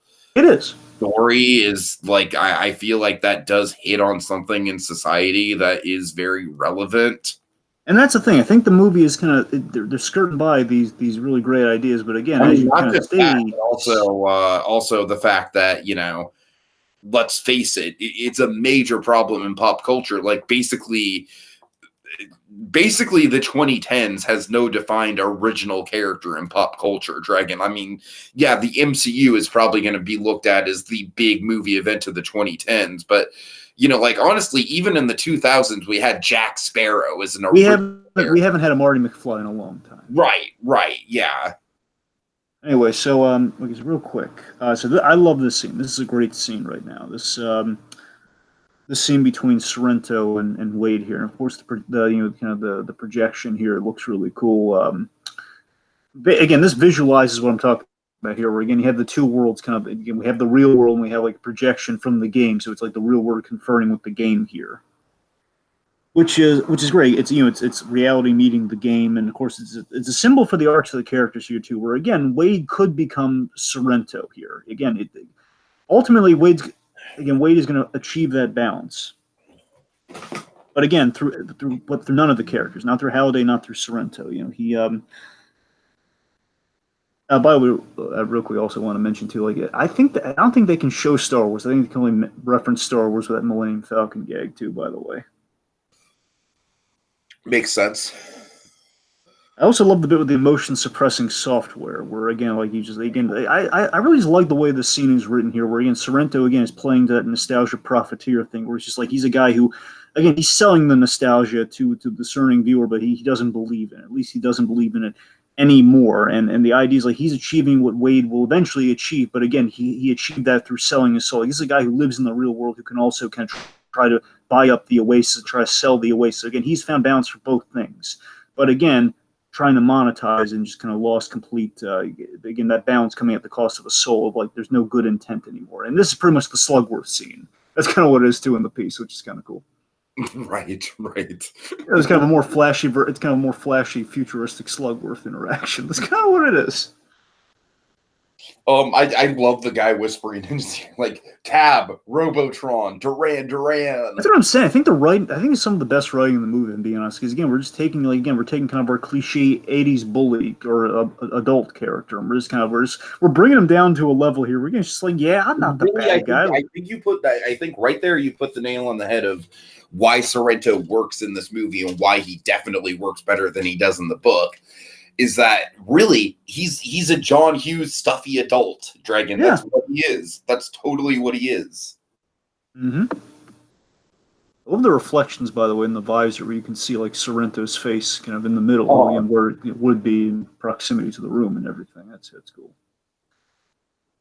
And of course, this scene does have a payoff when we revisit this room in like another confrontation between Wade and him in this room. But again, of course, it's going to be on Wade's terms more accurately.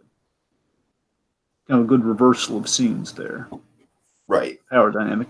And again, we unfortunately here's the thing, Tiki. A problem we have in the movies is sometimes we're going to have these great scenes and then we're going to button it with like a problem. And this is an example. I love this scene, then we button it with a bit of a story problem. Again, it's like a knock against Sorrento. As much as I love the guy, business-wise, he's kind of making terrible choices because one he says, let's murder like a whole building of people. Honestly, I feel like that kind of like again in like he does have a line about how like no one's gonna care about like a random stack in Columbus, Ohio, and I feel like that line has more resonance in the book because again in the book we get more of a sense of like the real world and how most of the world has gone to shit, and I do think that it is true that really if that did happen, it's like it really. I don't know, Dragon. I think there's validity there. I see your point, Tig, but here's what I'm getting at. Okay, you have that, but more accurately. One is it's just like a very kind of a public murder, but more importantly, again, it's not linked to him directly. It's just the explosion in a trailer park. But here's the real problem, though. He says, "I'm not even there." And again, it's like, that's kind of a pointless murder. Right? Well, I think he's just kind of like made up his mind and he's not really listening to anything the kid has to say. He's kind of just thinking that the kid is just going to try and talk his way out of it anyway. That's fair, but I would say if you look at the pattern of his decision-making, where again, like, one guy tells you, okay, I'm gonna handle this for you, and then send in my own stupid guys. And then, hey, guy says he's not there, I'm going to blow up the whole place anyway. Okay, so I want to finish the thing I was saying about the aunt and boyfriend earlier. Okay, so here's my problem with it. What's going on here is we're trying to build up some sympathy. Well, let me put it this way. Let me rephrase that. Here's the problem. I don't like Wade's family. Now, I don't know if that's the intent. You're not supposed to in the book either, for the record. Okay, so that's the thing. Here's the thing. So I'm left to assume that is the intent, that I don't like his family. So when they get killed, kind of Aunt Berie and Uncle Owen style. Yep. Do you remember in the opening sequence when he talks to the neighbor lady briefly? Yes. She is a much bigger role in the book, and she is the emotional weight of why the attack on the stacks, like she is much more of the thing that's lost in the attack on the stacks. And that definitely was bare minimum in this. Oh yeah, bare, like, oh, how you doing, Wade? That was it. That was, But you see what I'm saying, though, right? The thing is that, again, I think the intent is that if we're going to Aunt Beru and Uncle Owen, Wade's family here, in essence. I know it's not his uncle, but I mean, basically it's like a less heavy version of that. Like, what if just we got rid of the aunt and uncle so Luke can kind of go on to greener pastures. In this case, get rid of those folks, but they were creeps anyway, so it doesn't really matter. So they're dead. Who cares? And they were, because again, the aunt was like threatening to kick him out for borrowing her gloves, and again he gets punched, and again there's a whole abuse issue there, which you're going to skirt beyond. But the point being, though, it's a bad situation. Yeah. And child services is given up in 2045, really. Well, I mean, again, I feel like that is, and that's really not a knock against the movie. It is kind of the point of the world building. It is. So I'm just saying that. I don't know. It's a little jarring to say the least there. Where again, like the intent is so you don't feel bad about them getting killed, but by the same time, it kind of means something the way. But I think you're just trying to have their cake and eat it too on that. Where it does mean something to him. But I think here's the thing. I think they're trying to communicate he's homeless and more than anything else. I think that's the main point they're trying to convey. But again, he's kind of living like Charlie Bucket right now. Where it's like he's sleeping on top of washing machines. He's living with Charlie Bucket, except he doesn't have a bed full of loving relatives. Exactly. But he's sleeping in washing machines, though. It's pretty much, Basically, it's the Harry Potter thing, Dragon. That's the closest example I can give. That's the better example, yeah. I know you're not super familiar with Harry Potter, but he has a shitty home life. Yeah, I got that. Like, doesn't he sleep like under the stairs or something? Under the stairs, yes. So here's the birthmark thing, which is kind of stupid. Again, it sounds like it has more significance in the book, as you've said before. Well, the book, not only does the birthmark, not only is it like, yeah, he accepts it, but it's definitely more pronounced in the book visually. I have friends who have also, just importantly, she's not like supermodel hot in the book either. She's just kind of like, an average looking, slightly frumpy girl. You know what I mean? Like, not to say she doesn't have an attractive appeal. And frankly, Dragon, to me, like generically hot looking girls are kind of like less attractive than more interesting looking girls. But, I don't know. I just don't necessarily think that Olivia Cooke, like I like Olivia Cooke, of course, Bates Motel, got to shout that out. But I don't. The original nice girl. Yeah, of course. I don't think she was the right pick for this role. I really don't. I thought she was. I picture someone more of like an Aubrey Plaza.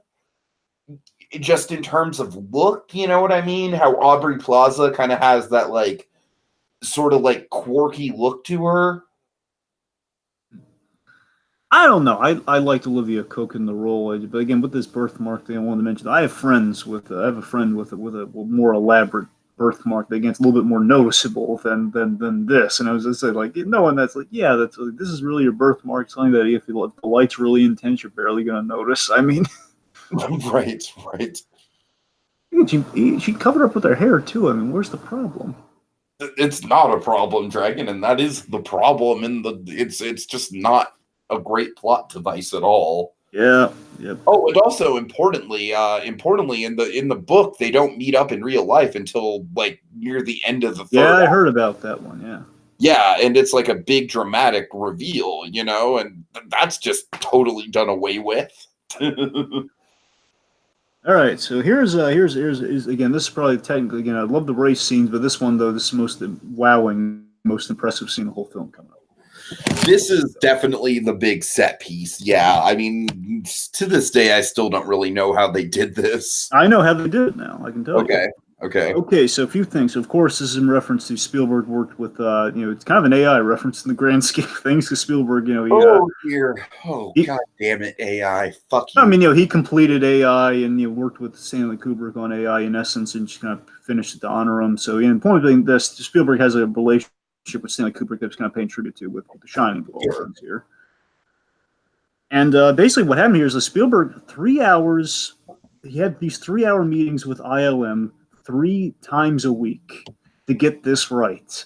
I mean, for the whole movie, but specifically for this sequence. So what they did is, so the Overlook Hotel, when you go in there, the lobby is CG, which by the way, the exterior. I love the lobby, by the way. I love the fact that they have the lobby with the posters. That's such a cool touch. But the exterior here, the theater exterior. Yeah. By the way, that's a reference. That's actually in Baltimore. That's a center. It's based on the Center Theater in Baltimore, which has reference to another director friend, Steven Spielberg, Barry Levinson, who plays movies there a lot. Basically, he would have screenings of movies there a lot. Anyway, so we go in here. So one, there's like a film grain filter over everything. That really helps, and that sells you like you're right there. That film grain looks flawless. Oh, I'm sorry, I'm just drooling over the film grain right now. Anyway, you're not even a Shining fan. I mean, I love The Shining. I was blown about the verisimilitude. That's the thing that really gets me. Yeah. It looks it's The Shining. They walked into The Shining. Right.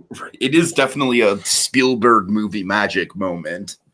Okay, so what happened here? So the idea is that everything they're interacting with, specifically when they go into the hallways and everything, when they're touching the picture frame or when they're in the bathroom set, like every object you would like there's the bathtub, like all the fixtures of the set are real. But right now, this lobby and everything, this is like this big warehouse set where they've been shooting all the Oasis stuff. Uh-huh. That thing. So all this is digital, right? All the things right here is completely digital. Right. But like when he interacts with the painting or when he goes into the bathroom, like that like there are real items there, and that's the real the elevator right now. The elevator is like the only real thing in the scene right now. And also these girls. So these girls are real girls that look identical to the original Shining girls, but they have these little they have the dots put on their face to just change their facial features ever so slightly. Maybe they played the audio. I'm not sure. I think it was the girl. I think they did that good a job. And here's the most stunning shot in the whole thing with the blood. The way they mimic the blood and timing and everything. This is flawless right here. And again, with the grain and everything. Yeah. Perfect.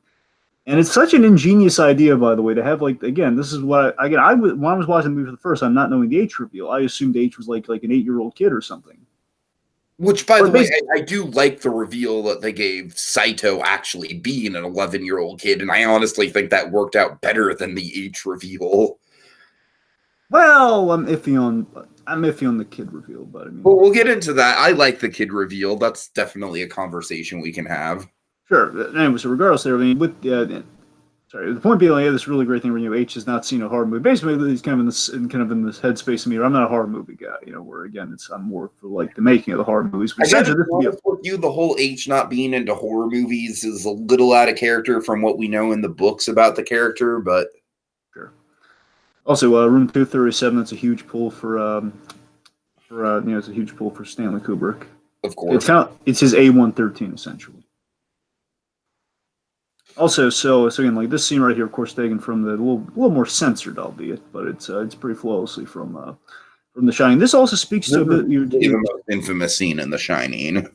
Yes, and also you were this refers to the thing you were speaking with. It's kind of a subtle thing where again, H being female, also taken to the female form like this, little kind of akin to again the thing they really didn't do a lot with in the movie there, lesbianism. This is the one moment where they reference it and they do it totally for comedic effect, like, oh, all right, I'm just gonna go in. Again, H is funny in this. H is great in this scene though. He is. Stuff. So let's see. Also, Stanley Kubrick's wife was there when they shot this. That was kind of a nice gesture. Nice. And of course, now this I'm convinced that, and I don't know this for sure. I think it's a foregone. Like it's pretty. I think the evidence speaks for itself. They couldn't use Jack Nicholson. They couldn't use Jack Nicholson's likeness or his voice. That's why you don't hear like "Here's Johnny." Right. In this scene, they could have had like "Danny boy, I'm coming." Little pigs. Right. All that. Let's see. But yes. Also, the rugs here. I meant to. I don't know if I've ever brought this up to you. I mean, I think you know it as well. I just want to bring it for posterity's sake. You know the carpeting for the hotel and the overlook for the overlook. It's the same carpeting they used in Toy Story for Sid's house. Really? No, I did not know that. It's the same carpet. It's a reference to The Shining within. Wow. Because again, the one that makes Sid's place look imposing, so they gave it the Shining carpeting. I love this reference to the photo, by the way. It's one of the big WTF endings to any film. Like, wait a minute, Jack Nicholson is in a photo in the 1930s? How did that happen?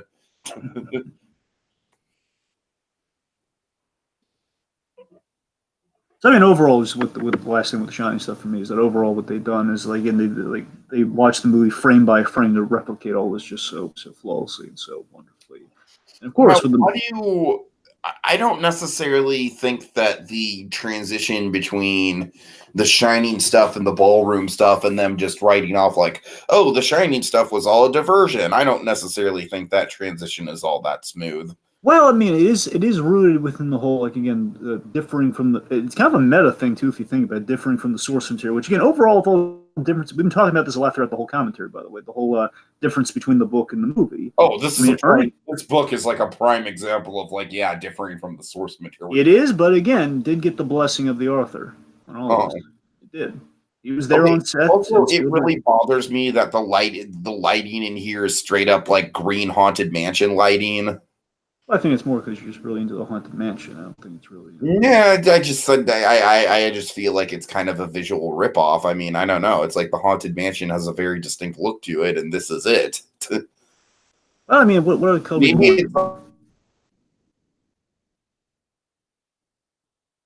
That it's a ballroom too. I don't know. Of course, here this is one talking Doesn't about the bug me. payoff. I mean that Yeah, this is the much, but payoff to the earlier scene I was talking just about here. visually, Making her it's way a little across. boring.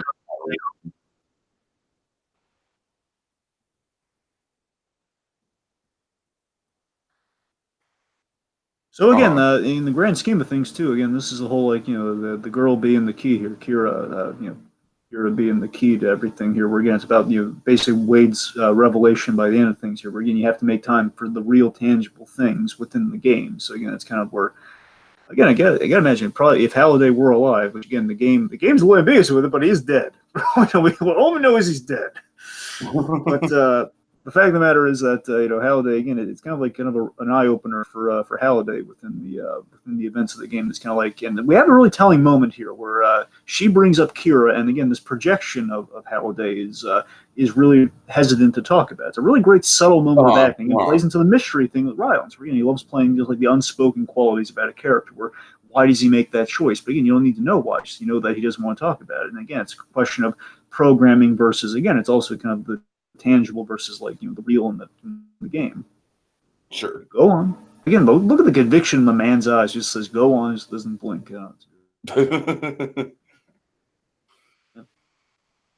I like that. If this was going to hold up on the rewatch, I do like how we addressed that. Essentially, everyone would have to go through this. They have to dance with the girl to get the key again. Because at least for the most part, we know. Probably my single favorite shot in the whole movie is when we see all the Sixers reacting to the Shining stuff, but we don't see what they're seeing. Right. I love that. That is, again, classic Spielberg right there. Yeah. Do you think seeing a few of the deaths undercuts it a little bit, or do you think it's good as is? Oh, I think it's good as is. All right. I love the red lighting detail too. I know it's a simple thing. I just love that when they die, red lighting just communicates it all. Like these guys, they do stink for the most part. Bear in mind, a number of them are probably from the loyalty center. I believe the ones who were walking free around, they're actually higher than the ones in the loyalty center. They're chained ball and chained into the. That would make sense. Yeah. So they're probably not loyal. They're not probably drained to the bone here. But they're probably overworked. Again, this is what I'm talking about. Sorrento. He's still alive. Well, you know that if you actually got him in the right place, where you let your guy do the job. Right. Or here's an idea. Send your most dangerous agent to actually go and kill him one-on-one, not just waste your time blowing up like a whole apartment complex of people if you know where he is, which you don't. I don't know. Anyway. Those are drones, really imposing way of the future here. I love that we use the drones in that, it's kind of like the Amazon delivery to the next level, where they're delivering right to the door, and like he buys the X1 suit and it's there. Mm-hmm. Moral of the story here, kids: if you have very distinctive facial markings, don't buy groceries when you're a wanted man. Oh God. Fun fact: Letitia Wright is actually somewhere in this scene. Yeah, I think she might have been there getting the groceries. Yeah. Shuri. Yeah. I noticed her in the Amazon Prime X-ray. She popped up. Yeah. All right. One of the problems I have with this movie is that I feel like a lot of it is a little bit more, like the show don't tell should have been emphasized a little bit more, because a lot of it is just characters talking about what they're gonna do. You know what I mean? Yeah, there's some expo dumps. Yeah, I feel like that could have been better handled, especially because you have a world that's so visually interesting, and especially because considering literally the first shot of the movie we get with the stacks establishes a ton of information really well, and just all doing it visually. I mean, Spielberg, he has it in him to do visual storytelling, obviously. I just feel like they maybe got a little lazy in some spots. Also, I just want to mention this with the Sixers and IOI in general. I love that the IOI logo is a reference to Pong. Uh-huh. Get that in there somewhere. Also, we get a horrifying. Again, this I'm sure is elaborated on in the book. I'm sure.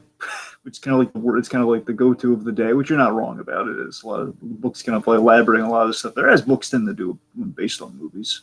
Mm-hmm. Sorry, vice versa, whichever. The point being, It's quite a horrifying idea that, again, like this line that the girl that Xandor has here, that essentially, your debt's been purchased by IOI, your outstanding debt, which basically means you're gonna work it off as a slave that is forced to play video games. You're taking every kid's dream of playing video games for a living, and you're turning into like slavery. Essentially, it's quite horrifying. Right.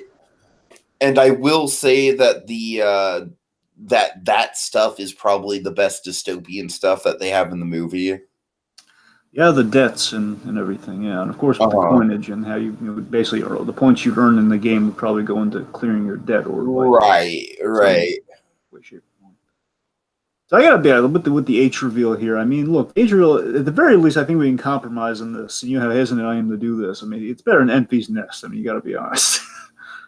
Oh God, of course. That's what I'm saying. I mean, come on. Comparatively, it's a far better. Don't get me started on how much better than Enfys Nest it is. Oh, geez. I'm saying, at least there's a point to it here. That's what I'm saying. At least there's a point. Oh, okay. So it literally connects to what she was saying earlier in the movie when she was saying that, you don't know what to expect with people. Yeah. At least it's a genuine payoff. And again, all of that does kind of breach to our guys here. But I got to admit, with Dido and Show, I gotta be honest. Here's the problem with their reveals for me. I don't know why with Show such a big deal. I think it's cool. I think it's cool because I can relate to it on his level where I was once in his position. Like when I started out going on Disney message boards, I was way too young to be like commentating on stuff and so I was kind of around his age and interacting with a bunch of people who are like our age now. You know what I mean? I don't know. Go ahead. Sorry, I don't know. For me, it kind of feels like your earlier point about the racing scene, like going backwards. Like, don't you think it'd be like an obvious thing? Like, of course, there's gonna be young kids. We saw kids playing games earlier in the thing. I mean, why would it? And here's the thing: his avatar doesn't look that old either. His avatar pretty much communicates kid. I think that's the problem for me. Nah, I hear ya. I just, like I said, I don't know. I appreciate it. I don't. The big difference here is, why I think I appreciate it is that it actually gives Show a character. Like, it gives him some sort of defining trait. Unlike in the book where Dragon, I've got to tell you, I'm flat out surprised that they didn't just cut the two characters out entirely. Because in the book, man, they are just like, they are about as cliche. Like it's not good. All right. It's not PC is what you're saying. No, it's really not. It's just like basically they just talk like every other word they say is honor, and it's god, it's like the Zuko parody. Oh god. Yeah, it's really bad. It's really bad. Honor. So I mean, to be honest with you, any sort of bit of characterization to get away from that, I kind of welcome. I like the design work on this, like little kind of loyalty centers here, where again it is like a jail cell. It's almost like kind of the modernized chain gang sort of thing here, where you're on a block of people in these little cells, and you're forced to play the game, and the helmet being locked on is like the most claustrophobic thing. That to me just seems like that's really trippy. Even more so just being in the small space. It's the fact that, like, oh god, you can't take the helmet off when you want to. Sure. Like taking away the freedom before it's like literally taking away the freedom. All right, so you ready for a big change from the book to the movie? Well, I think, and kind of beat to the punch on this one, if I recall, Wade was captured, not Sam. Correctamundo. Why? So what's the difference? Why does it diverge? Honestly, not much. Like, if anything, this is just like the same plot points kind of get hit in the same way. I think the big difference is that, of course, this is just a set piece to give Artemis more to do. Well, what was What was Samantha's last name in the book? I'm just really curious. How much of a coincidence is it? It is Cook? Yeah, it's Cook in the book, yeah. How ironic. Why, Olivia Cook? Yeah. You gotta wonder, because remember, Olivia Cook, from what I understand, Olivia Cook was cast before Ty Sheeran. So you gotta imagine, in the casting agent's kind of wisdom, you gotta imagine, okay, I'm looking for an actress. I have no idea what I'm looking for. Cooks. Let's just start with Cooks. Let's see what happens. Oh, hey, I watch Basement Hell. Olivia Cook. I mean, let's go for it, man. Let's roll the dice. I mean, she's great. So let's put her in there. Let's put a birthmark on her, man. Let's see how it works. Oh God. Go with God. Let's see what happens.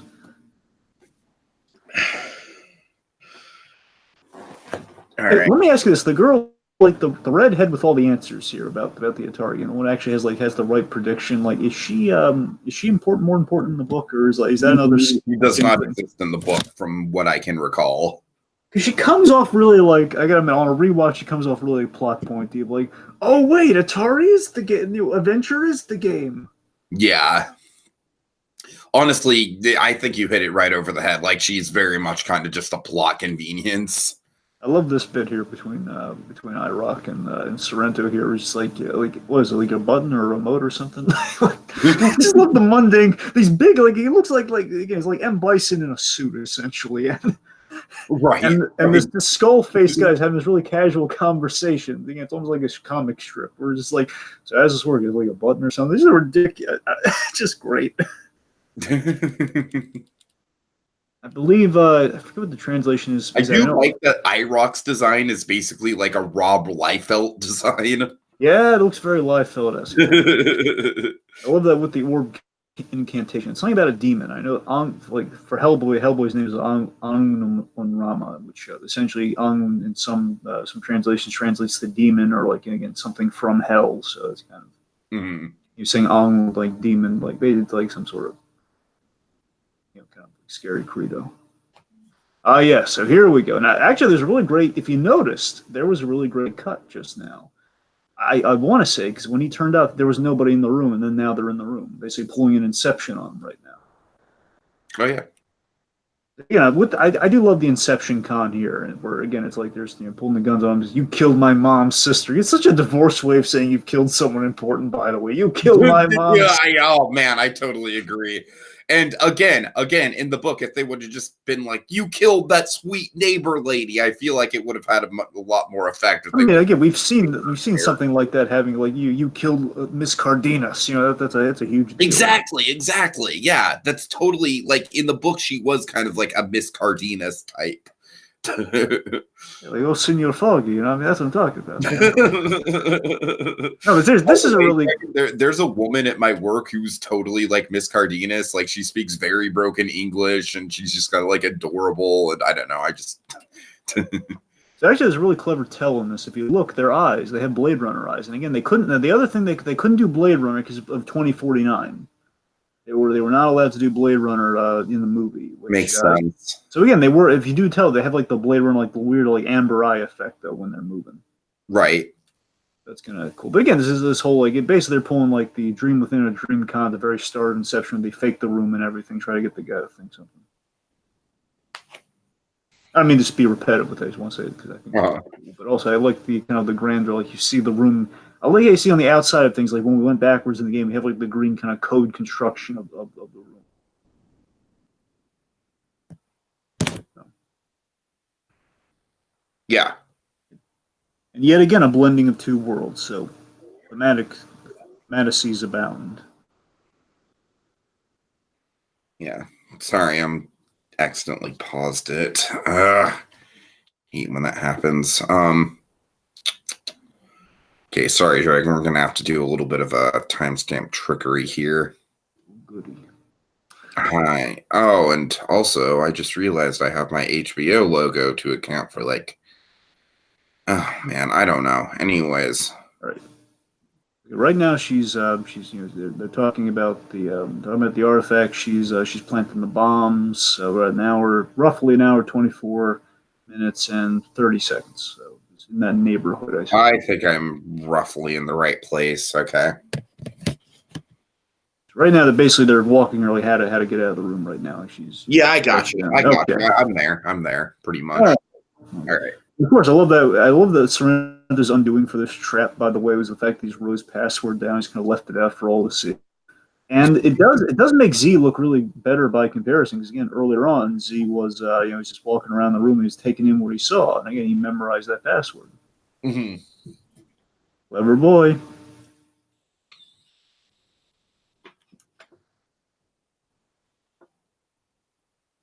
Ugh. All right.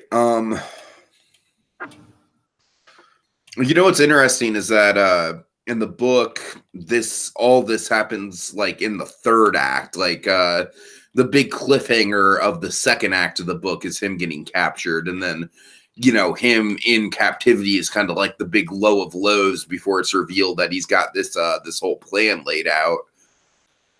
So they definitely changed that around. I feel like even though the escape is handled well, I feel like just given the placement in the story, it's got a little bit more stakes to it in the book. And again, I feel like it's kind of like they give Artemis more to do, but it kind of almost feels like obligatory. Like, all right, like we need to write something for her to do. It like doesn't necessarily feel earned. Although, granted, I will say that there is that thing with her father, so that's I guess it works okay. Well, how cowardly Sorrento is, and of course, I wonder if the gun pointed at him gives him an idea of like, yeah, I'm going to point a gun at them, see how they like it. Yeah, it's going to be a big dramatic moment. Yeah, we'll get back to that. Made me scared. I'll show them. I want real bullets, not game bullets.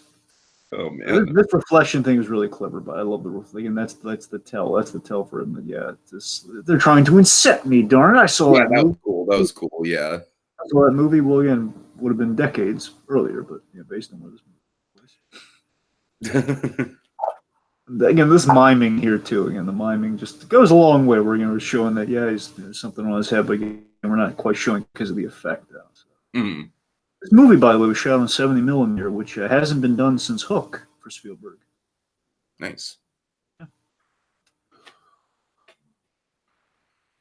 I love that Sorrento has like that giant luxurious pod too. By the way, it's like the giant luxurious. It's almost like they basically modeled after like a car's interior for that giant. Right. The gamer chair of like the 2045.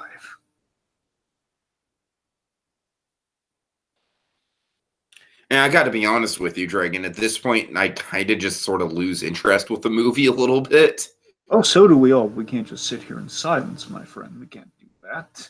I'm not trying to sit here in silence. I'm just, I just feel like from this point, the movie just sort of like loses all of its like interesting sci-fi buildup and just becomes sort of like action set piece after action set piece. I don't know. I would say this. It's not so much action set piece to action set piece, but it's more like stuff going on in the game. That's our action-y climax, followed by kind of like the softer, like when he has the scene with Halliday. All right, that's all of that. That's what the movie is. All right, that's what the movie needs. Everything else, and this is my biggest problem with the movie. All of our forced action climax in the real world, all of that we could have lost, and we wouldn't have lost any. Oh boy, yeah, and we'll to me, that's the biggest flaw of the movie. One of the biggest. To me, that's to me the thing that bothers me most because we literally undercut good moments with that stuff, and that's an insult to what they're going for with the story.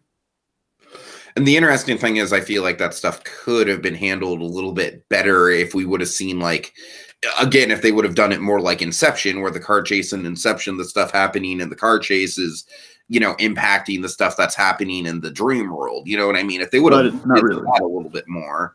I mean, it does, but here's the thing: it does interfere, but it interferes in a wrong way. Just interferes like not while the big stuff's going on, just while literally all the we're tacking extra stuff on that we don't need, and it's so apparent. Exactly.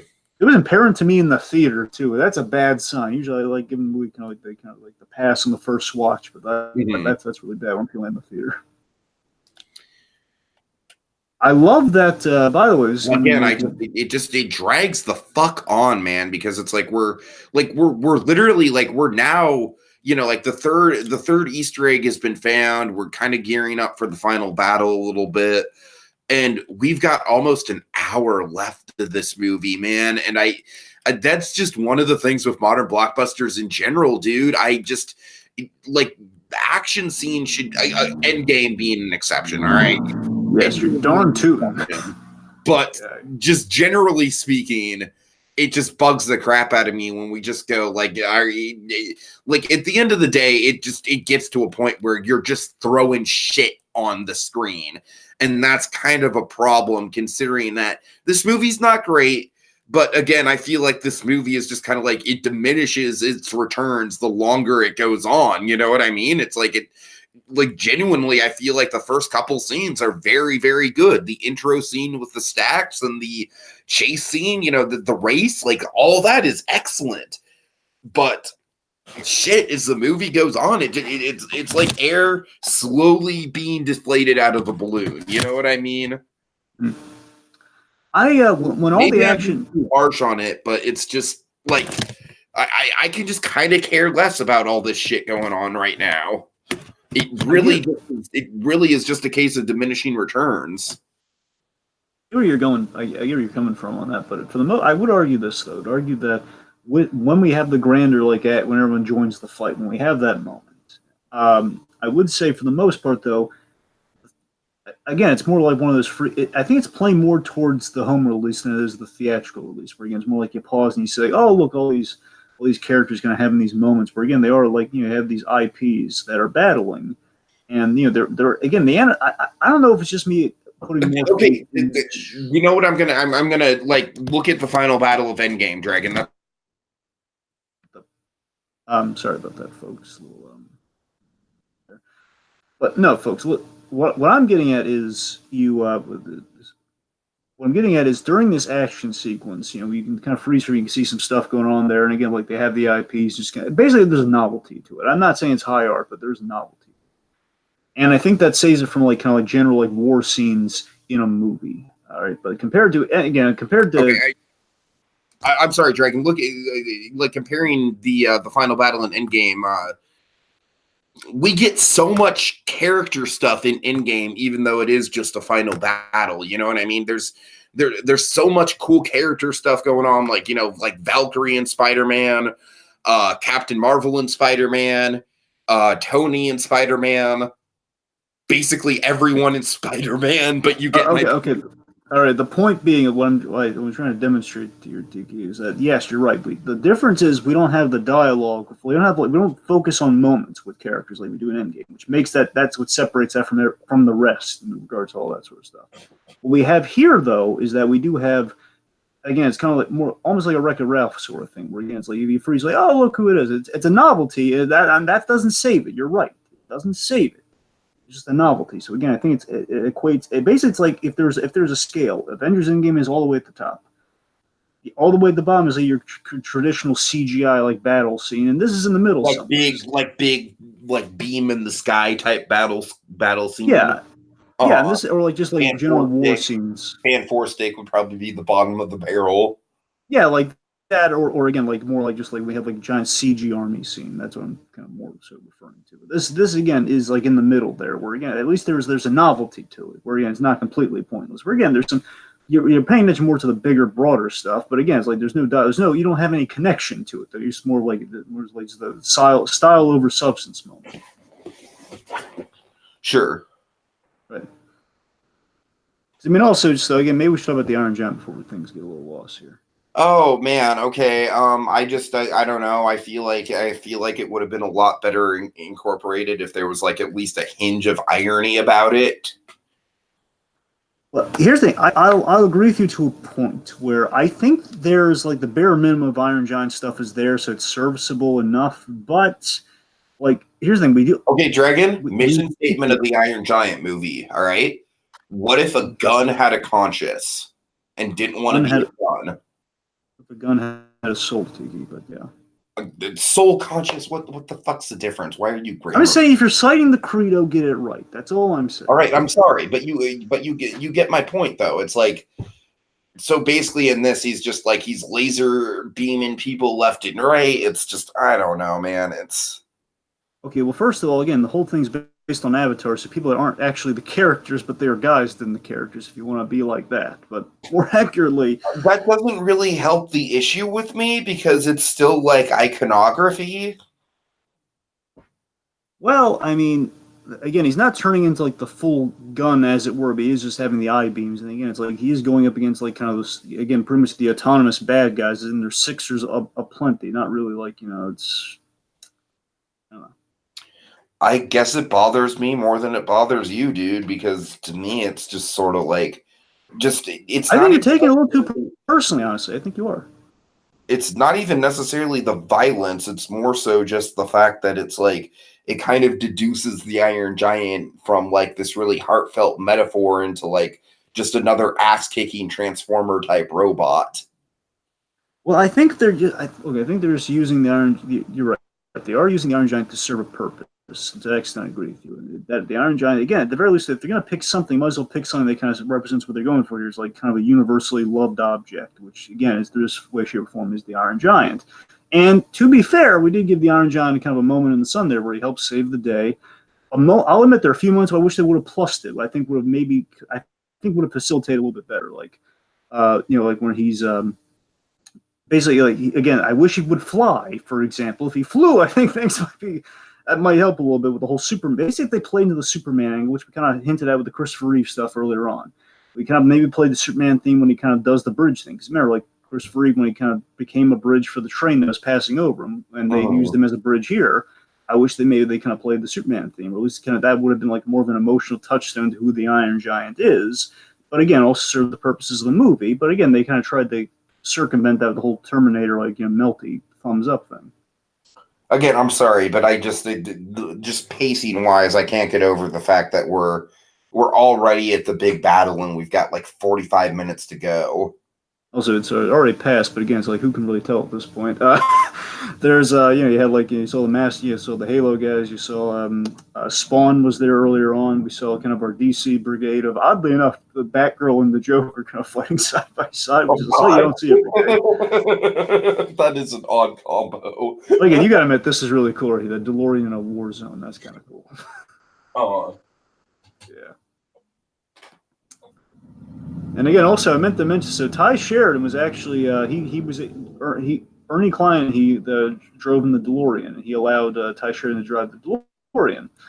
And this is during like when they were going backwards. I was kind of inspired by basically he was supposed to go backwards regardless in the story, but the point being he was you realize when you're driving a DeLorean you have to open the gull wing door so you can see out the back. Because you can't see out the back of a DeLorean. You can't back up easily with that. Yeah, makes sense. Yeah. Little things. Of course, here basically this is all the uninteresting stuff. I'm just bored to tears with here. Like, we gotta find the van. That's what I'm saying, Dre. It's just why Finale, man. I don't want to harp on this. I'm sure the actress playing Finale is fine, but man, if they just cut all her screen time out of the movie entirely, I feel like that would honestly fix a lot of the pacing problems this movie has. Also, it's basically all over. You need more than all this. Here's the Iron Giant kicking the shit out of people. I don't know. I mean, he would protect people, though. I mean, the army fired on him first. I don't know what you want, man. It's just, it's using the. It's for. What are you expecting? I don't. At this point in the movie, to use a different character, Dragon. I'm saying just the use of the character in general in this context is inappropriate. Anyway, okay, could they not use Optimus Prime? I'm curious. Just out of curiosity, is that a license that was off the table? Well, I mean, if I'm remembering correctly, I want to say Transformers are a Universal. Universal, yeah. Well, I mean, I think they might have been within the realm of possibility. Keep in mind, Harry Potter is a Warner Brothers property, so, All right. Okay, my point is I think it might have been, again, Spielberg had to wheel and deal to get Universal characters and Universal properties in this movie, so it's not out of the realm of possibility, but I'd imagine they probably turned them down on that one. If it was asked, they turned them down. Okay. I didn't even think about that. Again, if they have a Warner Bros. Property, an iconic, really kind of nostalgic Warner Bros. Property they had was the Iron Giant. I think I think they probably wanted Iron Giant before they were going to go to the Transformers. Plus, again, that's an animation budget, and you have to do the transformations if you were going to do that. So, okay, big sticking point with people, and I kind of agree with it. Why are the goddamn 2014 Michael Bay Teenage Mutant Ninja Turtles in this movie? That is, there wasn't. Again, wouldn't it make so much more sense if it was like kind of modeled after like either the rubber suits or at the very least like the classic designs in live action? Well, that's the thing, and that feeds into my point from earlier, Tiki, where again, it would have made so much more sense if they showed different variations on characters. It would have, that would have legitimized that. We saw maybe a few of those different versions. Okay, so Dragon, this is something that you and I are. I will admit, this is pretty fucking sweet.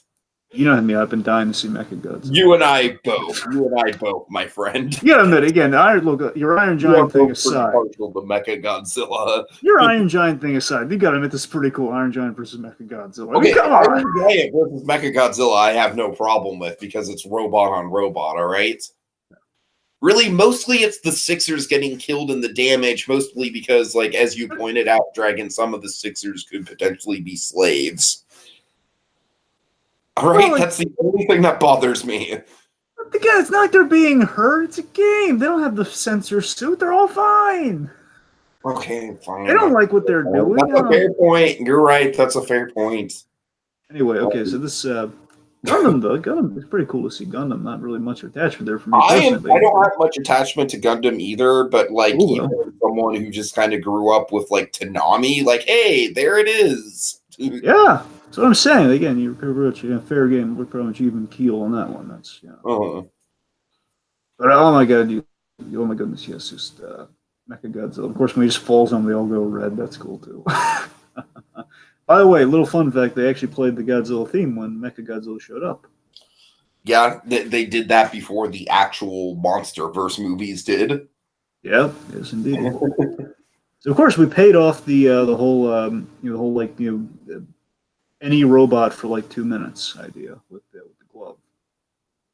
Okay, now in the book, it's interesting because I forget exactly what the logistics of it are, but they each of the 5 wins the ability to get a robot. Like they each they basically have like, and I forget if it's like the first 5 who solve the first clue or what, but basically it's like a prize that they win, whereas in the movie it's just kind of like they just kind of randomly own them.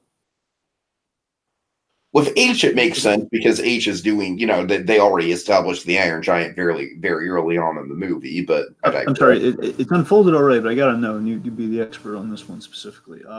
So Dido just flipped off Godzilla, and they got Mechagodzilla, and they got burst in the atomic flame just now. Now I do have to wonder, his death there, in the book, didn't he actually get killed?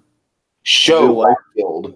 Oh well, the point is, so Show got one of the characters got killed. Which, by the way, don't you admit, like if Show was killed in this movie, wouldn't that add a little bit more importance to the 11-year-old thing? It would, but again, didn't happen.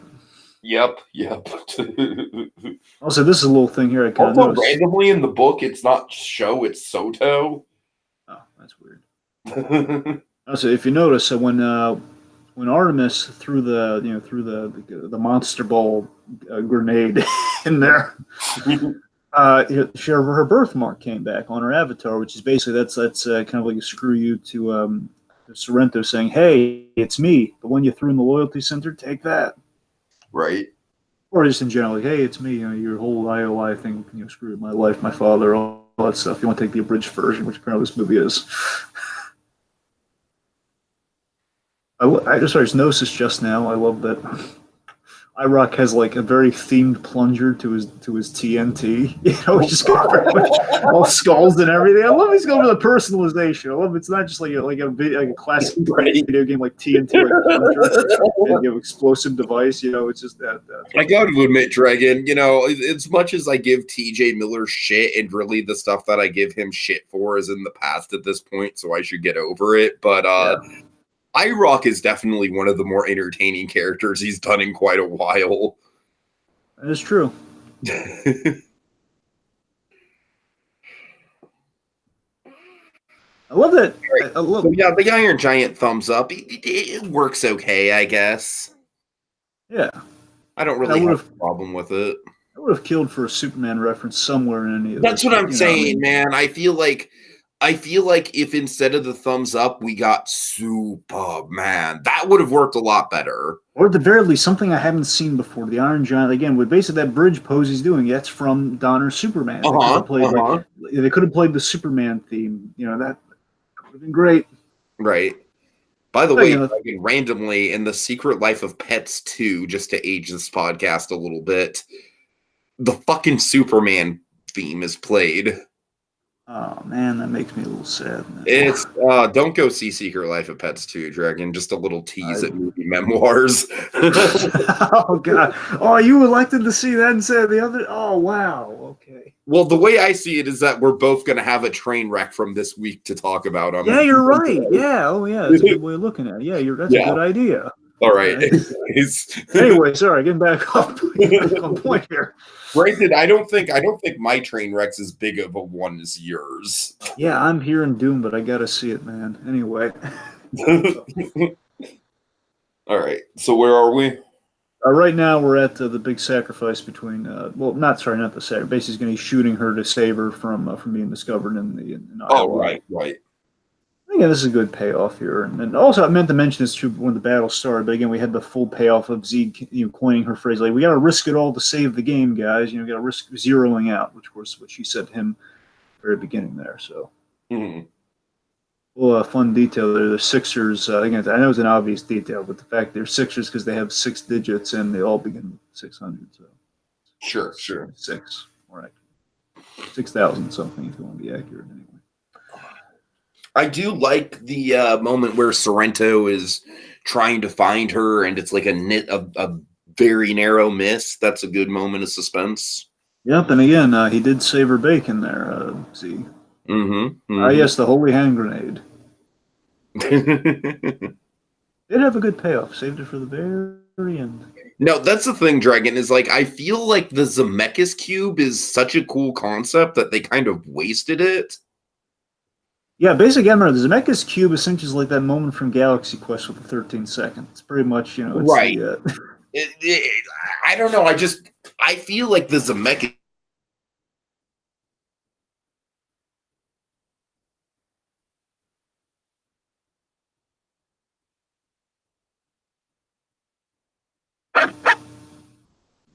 Right. So, right here, I love the, so of course, maybe a little bit of a reference to The Dark Knight Rises here, gotta be honest, with the whole, like, you play the game, and if you play it wrong, you fall through the ice, and of course, a little Sorrento Connect with the whole rolling dagger of it all. I don't know, maybe. I know he didn't die that way, but the fact is, it's kind of a Rises Connect who's in that movie, too. I don't know. Could be crazy. But, I love that it all does boil down to essentially what the core of the book is. Well, at least the inspiration for the book here, where so it's finding the Easter egg and adventure. And I love that it's kind of an intimate thing, where it's just he needs to find the you find the invisible room, you find the Easter egg to actually earn the big Easter egg of it all. So that's all kind of nice and appropriate. And again, I love that in this big mystical, this big kind of magical, endless possibilities setting. I love that we have like a very practical looking TV, like an AV card or something that you're playing the game on. So that's and it feels again the blending of two worlds there, which is the lesson of the movie. Also, what we have here again is this again IROC having a really good standout moment here, where again he finds it. Oh God, I thought you were going to bluff with that very uber, essentially it's the atomic bomb of the Oasis, man. I thought you were going to bluff with that. I lost. I don't want to lose everything. I've had 10 years worth of stuff inside of me here. I just love he's a gamer through and through towards the end there, which of course sounds a little kind of opposite than it was in the book, but it's kind of cool. So again, this is a big moment here where Sorrento's he's about to kind of cheat in a big way there. Again, it just shows you he's the pragmatist before he's the gamer. He's not a sportsman at all, which again is kind of what Halliday's very kind of anti. At the end of the day. So also, I'm just going to kind of I'll save it for when we get to that a little bit later on. Gilding the lily a little bit here, folks. Sorry. I know it says Hadouken, but of course, whenever I see someone make that pose, I'm thinking of Kamehameha Wave from Dragon Ball. I gotta be honest. Here we have kind of the battle of the X1 suits here, specifically for Sorrento. It's like does not pay to have like a. Why would anyone? Well, I shouldn't say why would anyone go for the crotch plate because again they have marriages and stuff in here, and of course that sequence during the zero gravity dance kind of says why they want the crotch plate. So I should back that statement. Again, there's some implications there we're not quite addressing, but again, I guess short run time, I have to edit a lot of things out here. Got the blessing on today. Stood by that much. And look at all the crap that falls out of this guy. Wow. And the effects on just this giant plume of death and destruction, but again, just the wonderful kind of censorship within it's coins. This wonderful logical logic when people get atomized, coins hitting the ground. Like any time you kill a video game character, most of the time it's coins. Now it's just this wonderful kind of silence and just like you're all. Again, seemingly our bad guy has won. Seemingly our bad guy has won. Everything's going his way. I don't mean just to describe the movie as it's unfolding here, but this. But again, what we do here is we focus on Z. We focus on Parsifal. We kind of focus on like the one gamer. The gamer's kind of speaking to all the gamers out there about the initial love of kind of when you become there's a kid playing a video game, then there's a gamer, and this is kind of the birth of the gamer from the kid playing the video game. When you play video games so much, obsessively, one could say, you find something that you never thought you'd see. You kind of stumbled upon something by accident, which is kind of the magic of the game, Yeah. All right, Dragon, sorry about that. Gotta love when I have technical issues like in the last third of the podcast, right? It makes okay, Z's bacon has just been saved by the coin, the extra life coin right now. Gotcha. Dragon, I actually really like how that came about in the books. In the books, he earned that by playing a perfect game of Pac-Man. And again, that's something that probably would have been hard to replicate in the movie. But it was basically like he thought that playing a perfect game of Pac-Man was the key, so he did it. But it wasn't a key, but it did give him the extra life, which did come in handy. So it was kind of like a side quest, if you will.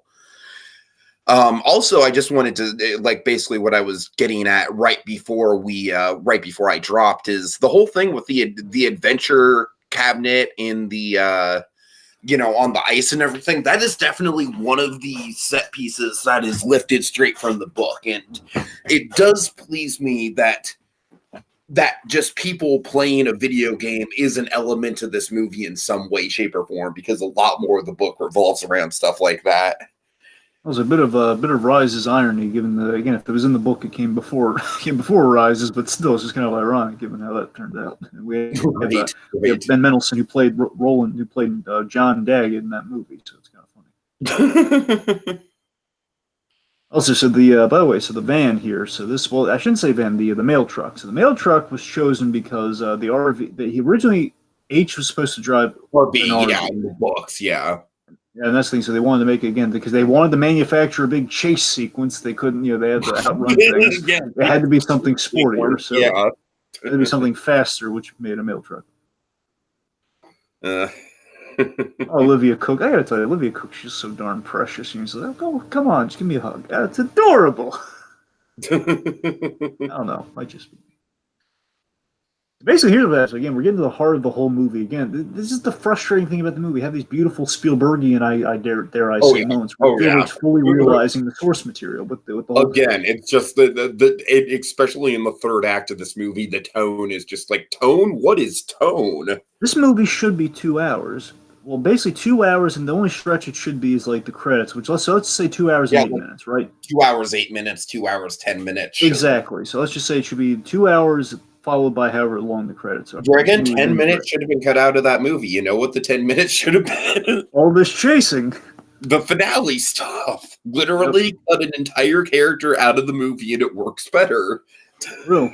And here again, why would these guys work in video games in corporate? Why would he need a gun? I don't get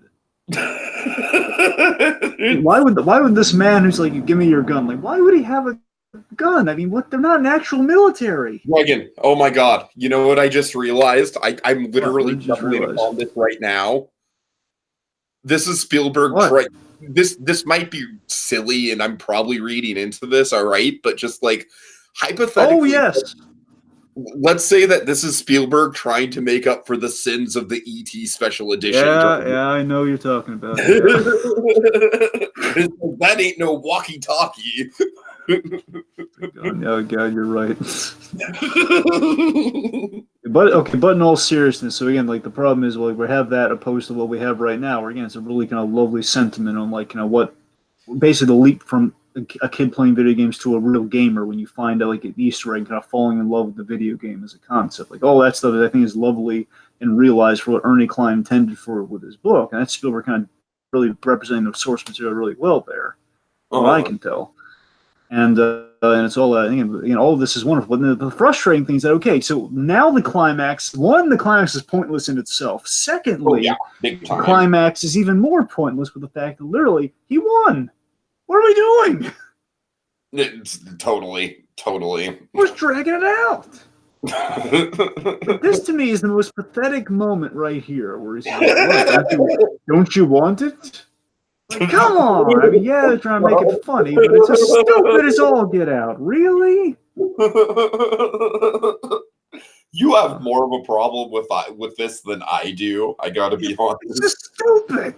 It really is. Like, this is like, why are we making this intense? Why can't we? This is what adds on. This is why I'm just reading myself. This is what adds on the 10 minutes. Yeah, I hear you. Literally, he's literally putting cheese in. This is stupid. Oh man, you're really getting passionate about it. Jesus. Also, Dragon, I feel like we're kind of transitioning into a point in I am almost sure we brought this up in every Spielberg month commentary that we've done, and we need to address it here. What are some of the big Spielberg daddy issues of this movie? Okay, Spielberg daddy issues. Well, obviously, a little bit of Artemis there, where again, Artemis' Definitely father fell. Artemis, yeah. There's the abusive father figure, maybe. It's a little bit of a stretch. He's more importantly, not a father figure in the slightest. More importantly, you do have an actual kind of father figure. It's not like you have a history of. Honestly, I have a way to make that character more interesting. All right. Is if that character like grew up bonding with Wade and kind of like, teaching him the ways of the Oasis, but then as he fell in hard times, he got drunk and he got abusive, you know what I mean? But when Wade was the obvious one staring us in the face, and I don't know why we didn't bring it up. Well, the fact that he has a dead father, that's the main daddy issue right there. Of course. That's The connection you can make is that Wade has a father who gave him a superhero name. The whole, again, kind of a Peter Parker equivalent with the alliteration of Wade. Of course, the funny fact that, Ty Sheridan in the movie you were kind of saying earlier plays Cyclops. So, anyways, regardless, what I'm getting at here is that so again, the parallel you could draw is that, of course, Wade has, he has a father who's passed away, and he has a father figure who's also passed away that he's trying to kind of find. Again, he's trying to get some closure with the Easter egg to an extent with Halliday. He's kind of learning after his passing, so there's a bit of a connect there. Okay, really? Do we need Kung Fu Dragon? It's the fact she's taken out by an 11-year-old and a kick. That's what takes her out. Here's a simple question: gun. Why isn't she? Again, she's yeah. She brandishes the gun earlier. Why? It's all very disappointing. I don't know. And again, this movie started out so goddamn well in the first 10 minutes or so. This too bothers me right here. Okay, this little head game that Halliday's playing here with the whole sign the contract thing. Books. This is legit from the books. Well, fine. That doesn't fix it. But that's I know it doesn't fix it. And I'm not saying the book is like perfect text and there's nothing problematic in it. Sure. That's far from the truth. That's the thing. So basically, what he's doing, I know what Klein's going for. He's going for like the Willy Wonka and the Chocolate Factory moment with the fake out, the whole like you stole fizzy lifting drinks, a kind act in a cruel world, like something like an act of kindness, like that whole thing. Again, he's going for that, but again, we're taking like the logic at, well, you win the game. We go through all of this just to put the freaking key in the hole, even, and it's a little unfair to say, well, again, tells him to sign the contract. What? I mean, don't get me wrong. I mean, it's a good moral, but really, you know what it kind of reminds me of? It's like a version of the Shazam test that makes less sense. Yeah. So, by the way, also I meant to mention this too, but you were gone, so I want to mention to you while you're here because I know you're going to appreciate this. Wade, while he was kind of speaking about the hook of adventure and everything, very much like the Angry Video Game Nerd movie. You know what's funny? I've still not seen the Angry Video Game Well, movie. suffice it to say, they kind of hinges on that in the third act, where it's kind of like a Really? moment where he's just kind of standing there in front of a crowd talking about video games. Oh, nice. Of course, again, this is the kind of stuff I'm talking about right here. Like the whole, don't accidentally destroy the whole Oasis. Like that's because of the stupid climax. He almost it doesn't get any more broad and obvious than this. Literally, he almost hits the big red button. Like an intense like car chase. It's why are we Wipes doing everything a car out. chase? Oh Like the god. whole don't push the big red button that's gonna erase everything on your first. That's stupid. I mean, that's undercutting the magic, and that pisses me off. Okay, but in all seriousness, though, so this I think we have the beauty of Mark Rylance's performance really in this scene here. We unfurl most of the best Ryland scene for sure. It is where again he actually there's I think it's coming up, but the point being is I think it's about to come up here when he hands him the egg. Where he has a Groucho Marx quote, and I believe it's from the original. Oh look, the neighbor survived, right? Oh, did she? Well, I think that's her. You tell me if I'm wrong. Dude, I don't know. I'd have to go back and honestly, if she did survive, that kind of like means I don't know.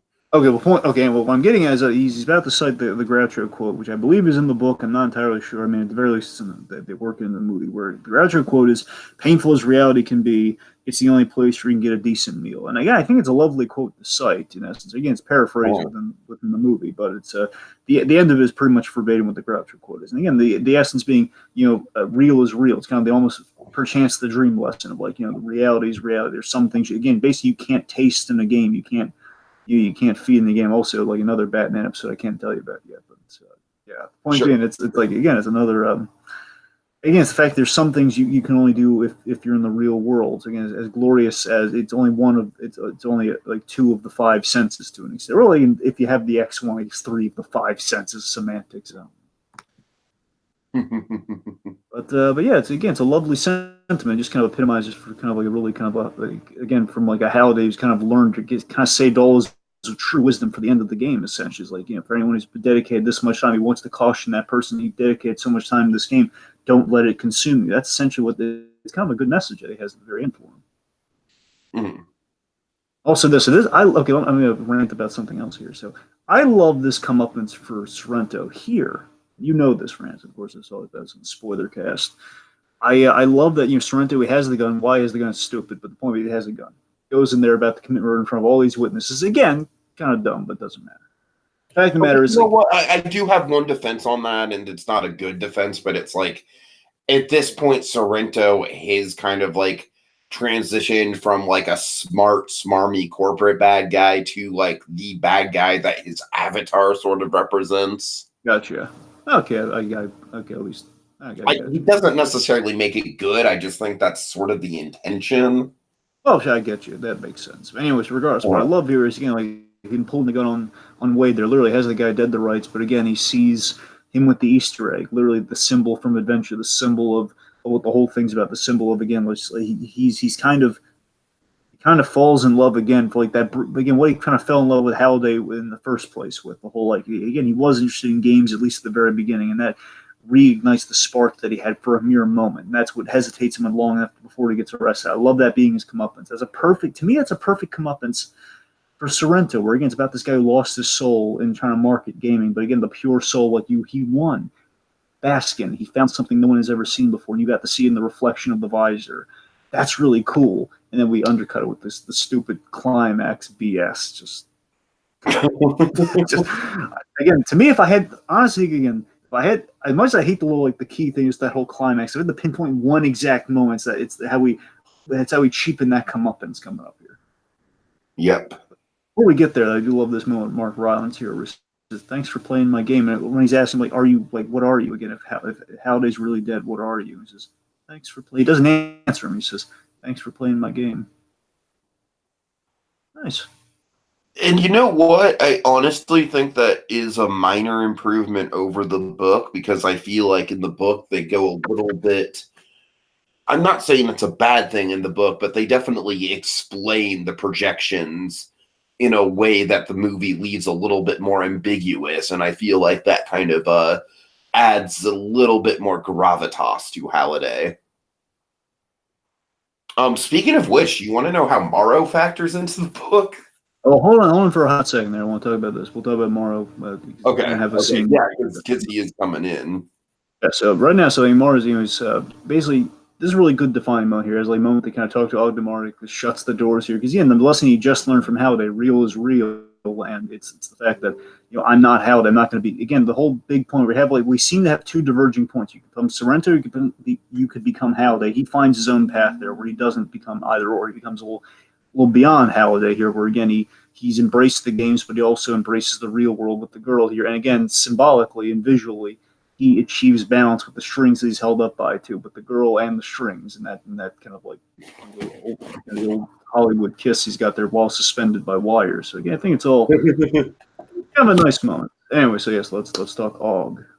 Okay, so Morrow basically shows up in the third act, and he essentially wants to make up for the sins of his past by helping the main characters win the battle, and basically he supplies them with their weapons and everything. So he supplies them with the gear, because basically at the end of Act 2, none of the characters have gear or anything. Like, they make it like once Wade escapes the debt center, he's essentially basically a person living on shitty Wi-Fi, going from Starbucks to Starbucks. You know what I mean? In terms of his access to the Oasis. Gotcha. And Morrow does kind of hook them up with the VR, and it's a redemption thing.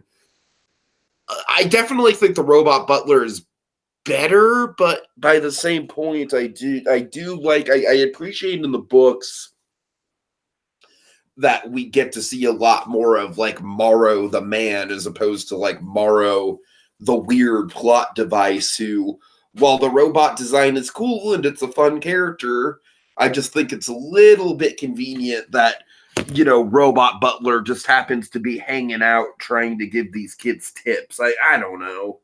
It was probably my least favorite moment in the entire film just happened there, where he's just like, now listen to me, just get punched in the face. Like, really? You undercut that beautiful moment, and he's stupid. Yeah, with the Og stuff. Dragon, we had to find out the final character beat of finale. Anyway. No, but all seriousness, so Simon Pegg, I think he's just exuding charm. I mean, this to me feels like some Spielberg magic here with this reveal, with the whole he was the curator the whole time. He does the voice here again. This feels like kind of Spielberg adapting at the very least he's kind of exuding kind of that Spielberg magic within a scene within the source material in some way, shape, or form. Whether it be not exactly how it was in the book, but still. Sure. It's kind of more. It's kind of popping up there. It's the friendly guy, and kind of again, we have kind of two Willy Wonka figures to an extent there. Again, a little more so with Halliday, but definitely again, I think in the terms of he's look wise with Halliday in terms of the bubbly personality and kind of the whole hey Charlie, did you know what happened to the man who got everything he ever wanted? He lived happily ever after. That's kind of the Willy Wonka we get here with Morrow. Which I thought was really charming. The fact that he took. We kind of do the wrap up here. We got you got 25 cents per his request. That's a classy. I don't know. That feels kind of nice and classy. There, he's a rich guy. He doesn't need all that. It's a quarter. Nice. I don't know. It's there's a lot of charm in the end with that point. So and also again, so the end with the end wrap up and everything. Here we have. How do you feel at the ending compared to the ending of the book? It's honestly pretty much exactly the same. A little bit more optimistic, or no, I mean they both end literally with oh, and the Oasis, we shut down the Oasis on Tuesdays and Thursdays because people need to spend more time in the real world. Okay, Dragon, what bugs the fucking ever-loving shit out of this? Getting a little emotional here. All right, not everyone has the luxury of having a girlfriend to spend all their time with. And I am not saying that the sentiment of spending time in the real world isn't a good sentiment. It's a good sentiment. I'm saying just the visual of like, this is the way to spend time in the real world. Just make out with your girlfriend. I don't know, Dragon. As someone who's really struggling with the fact that I haven't had a proper girlfriend in my 20s at all, that's just it's kind of like it leaves a sour taste in my mouth to end out on. Dude, I really think that that's the only way to be happy. It's like in Back to the Future, they had like the 80s consumerism ending, where again, it's the fact it's like, yeah, we're doing like the kid gets the car, he gets the girl, he gets everything. That's what they're doing here. It's like the kid gets the girl. It's like it's like a surface level 80s thing they're ending the movie on, with the bigger message being kind of leading up to that point. Again, the bigger question the film has been raising the whole time, like, what is real to us? You know, it's like the bonds that you forge over these trivial things, or the depressing realities. And the truth is that it lies in between. It's kind of fully achieved through balance, which kind of is what Wade kind of realized by the end there, where he's just literally kind of achieved the balance of the two worlds. You know what? Hold on, I actually have the book in arm's reach, so I'm going to read out the last sentence or two of the book because I feel like it does a much better job of like kind of summing up the themes. But go ahead, like kind of. Hold on. Okay, one second. Let me flip here. Okay, that's not the book. That's just a preview for Ernie Klein's. While you find it real quick, so I like that, within the two worlds kind of being melded together there. I like that there is a suggestion. There's an optimistic suggestion within that the world may not be on the precipice of collapse now that they're going to have a few days off in between Oasis games, perhaps. So you get a little bit of like an uplifting. Maybe they're going to be in good shape. At least it's like the end of Wall-E. They're on their way. Mm-hmm. Okay, this is how the book ends. This is like the last paragraph or two of the book. My heart felt like it was on fire. I took a moment to work up my courage. Then I reached out and took her hand. We sat there a while, holding hands, reveling in the strange new sensation of actually touching one another. Sometime later, she leaned over and kissed me. It felt like just like all those songs and poems promised it would be. It felt wonderful, like being struck by lightning. It occurred to me then that for the first time in a long time, I had absolutely no desire to log back into the Oasis. Now, Dragon, basically, it's kind of the same ending, right? But you get that the way that it's written out there, it's a little bit more powerful. It's a little bit more subtle. You know what I mean? It's not just like, oh, look at me. I got the girl. And I'm the president. It's more so, it's a more kind of like reflective moment. You know what I mean? I'm not saying it's a killer ending. I'm not saying it's like, oh my God, they really fucking stuck to landing on that ending. I'm saying I like the sentiment of like, for the first time in a long time, I had no desire to log into the Oasis. I mean, look, you're not wrong, but again, I guess I think it's more, I don't know.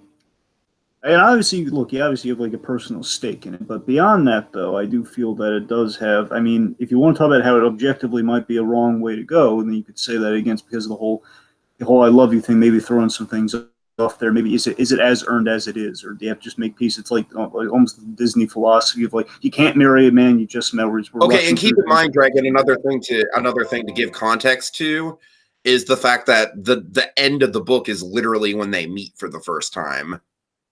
Sure. Okay. Well, so there's way more of an emotional weight. That's a fair point. I don't know. Like they don't meet in person until after the final battle. Right. So, all right. All right. Okay, so Dragon, I don't really feel the need to sit through all the credits if we can wrap this up before the credits are officially done. Do you want to go for final thoughts? Yeah, but real quick, I want to read one of the comments we got from Generation Productions, because now we can read comments because we're at the end of the movie.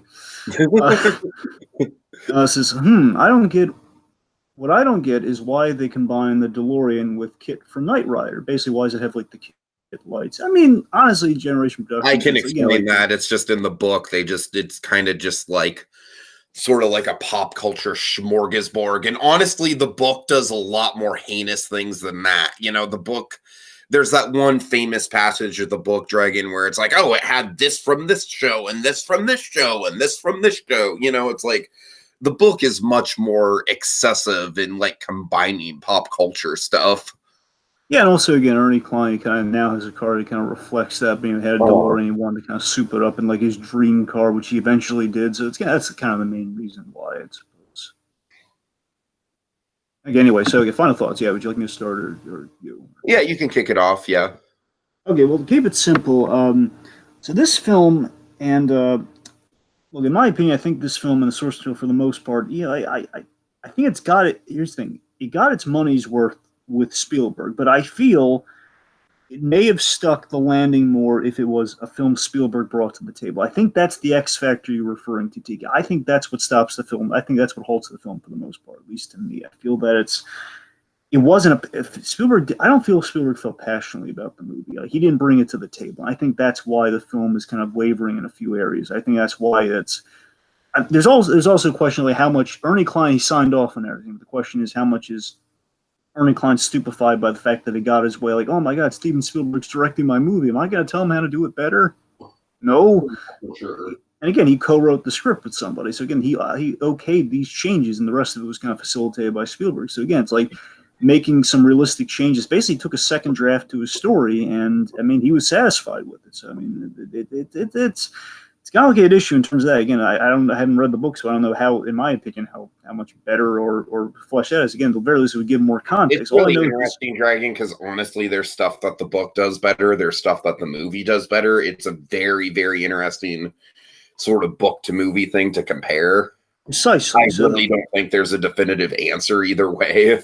But at the very least, I can feel that there's a magic to the movie, but a magic that's not really fully getting to where it should be, or at least what people imagined it to be, and what I feel it could be at. Where again, I feel it could be a little bit more in style over substance, but that it's kind of like a more acceptable kind of style over substance. It's kind of what it is at the end of the day. You know, it's as the movie that we have. Like, we don't have the movie where Spielberg brought it to the table in the first place, where he sought it out. The movie that we have is as is. It's cool, and a visual effects movie with a decent story that could have, you know, that could have that does have a few kinks. It could have had a few kinks worked out within the story, specifically in the third act. I'll say that much. It's flirting with some bigger ideas that it wants to sell, and basically the movie sells you on what's on the surface. It's kind of a blockbuster on blockbusters to an extent, and again, you have kind of like a copy of a copy effect going on there. And I think it shows, but again, there are some real moments of magic within the movies. Again, it's just kind of like it's a film directed by Steven Spielberg, not a Spielberg film. I don't mean that in a negative way, but that's just kind of what it is. That's the divide. It's not an iconic. It's a shame, because I feel like the source material had all the makings of a Spielberg film. And again, I'd argue, again, maybe had Spielberg brought it to the table, we would have had that extra oomph of a Spielberg movie, Sure. But we'll never know. We'll never know. That's this average Joe's 2 cents. I don't have to tell you. This is this average Joe's 25 cents. Theme it to the movie. Nice. All right. Yeah, folks, you know, like I said, I was pretty optimistic about this one for a long time, you know, as someone who read the books, but who acknowledged that the book, I'm sorry, Dragon, I keep using books plural. I don't know why I do that. There's only one book, but just want to correct myself there before we end. But soon going to be 2 movies. Yeah, right. But I'm pretty sure there's going to be a Ready Player 2 at some point. I'm pretty sure he's working on that. But you know, like, as someone who read the book and who could admit that there were definitely some kinks to iron out with the source material that Spielberg could potentially touch on, I felt like the book was right up his alley. I felt like the world was right up his alley.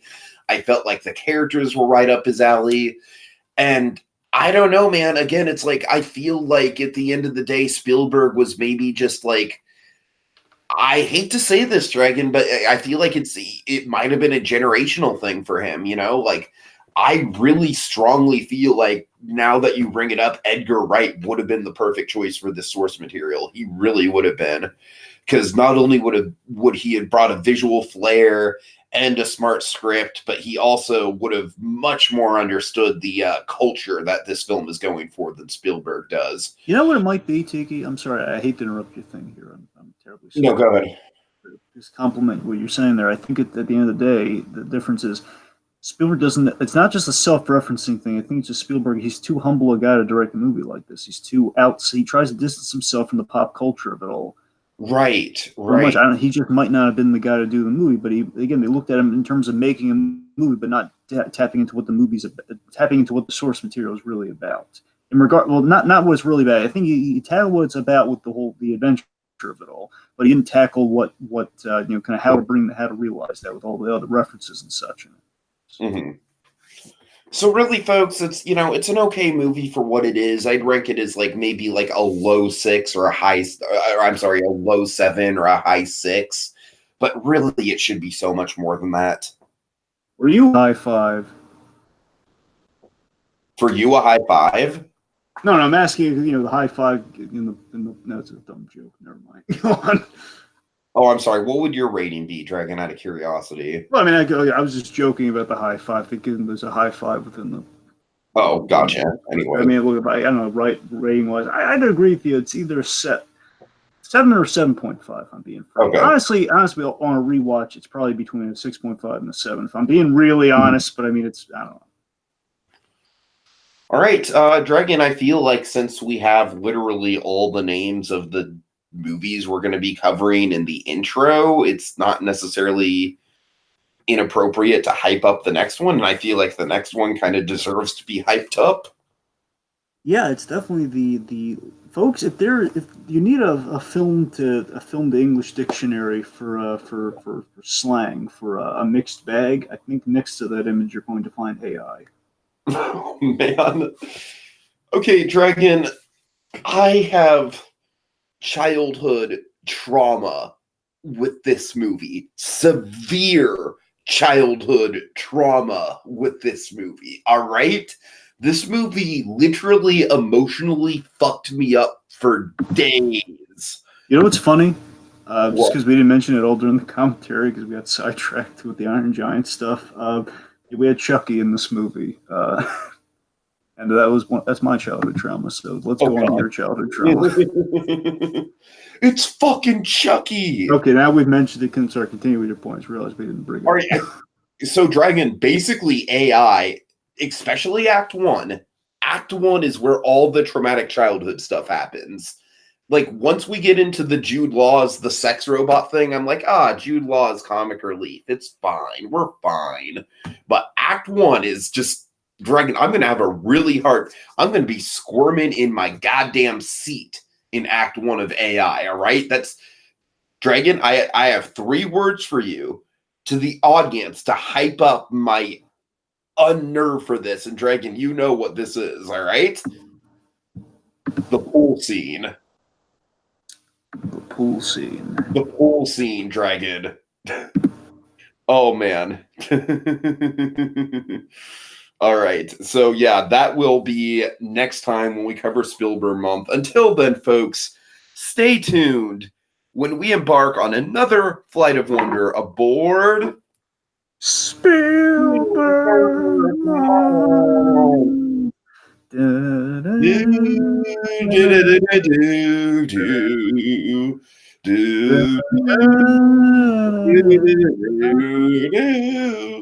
The bike's not the train. Never the train with Spielberg. Never.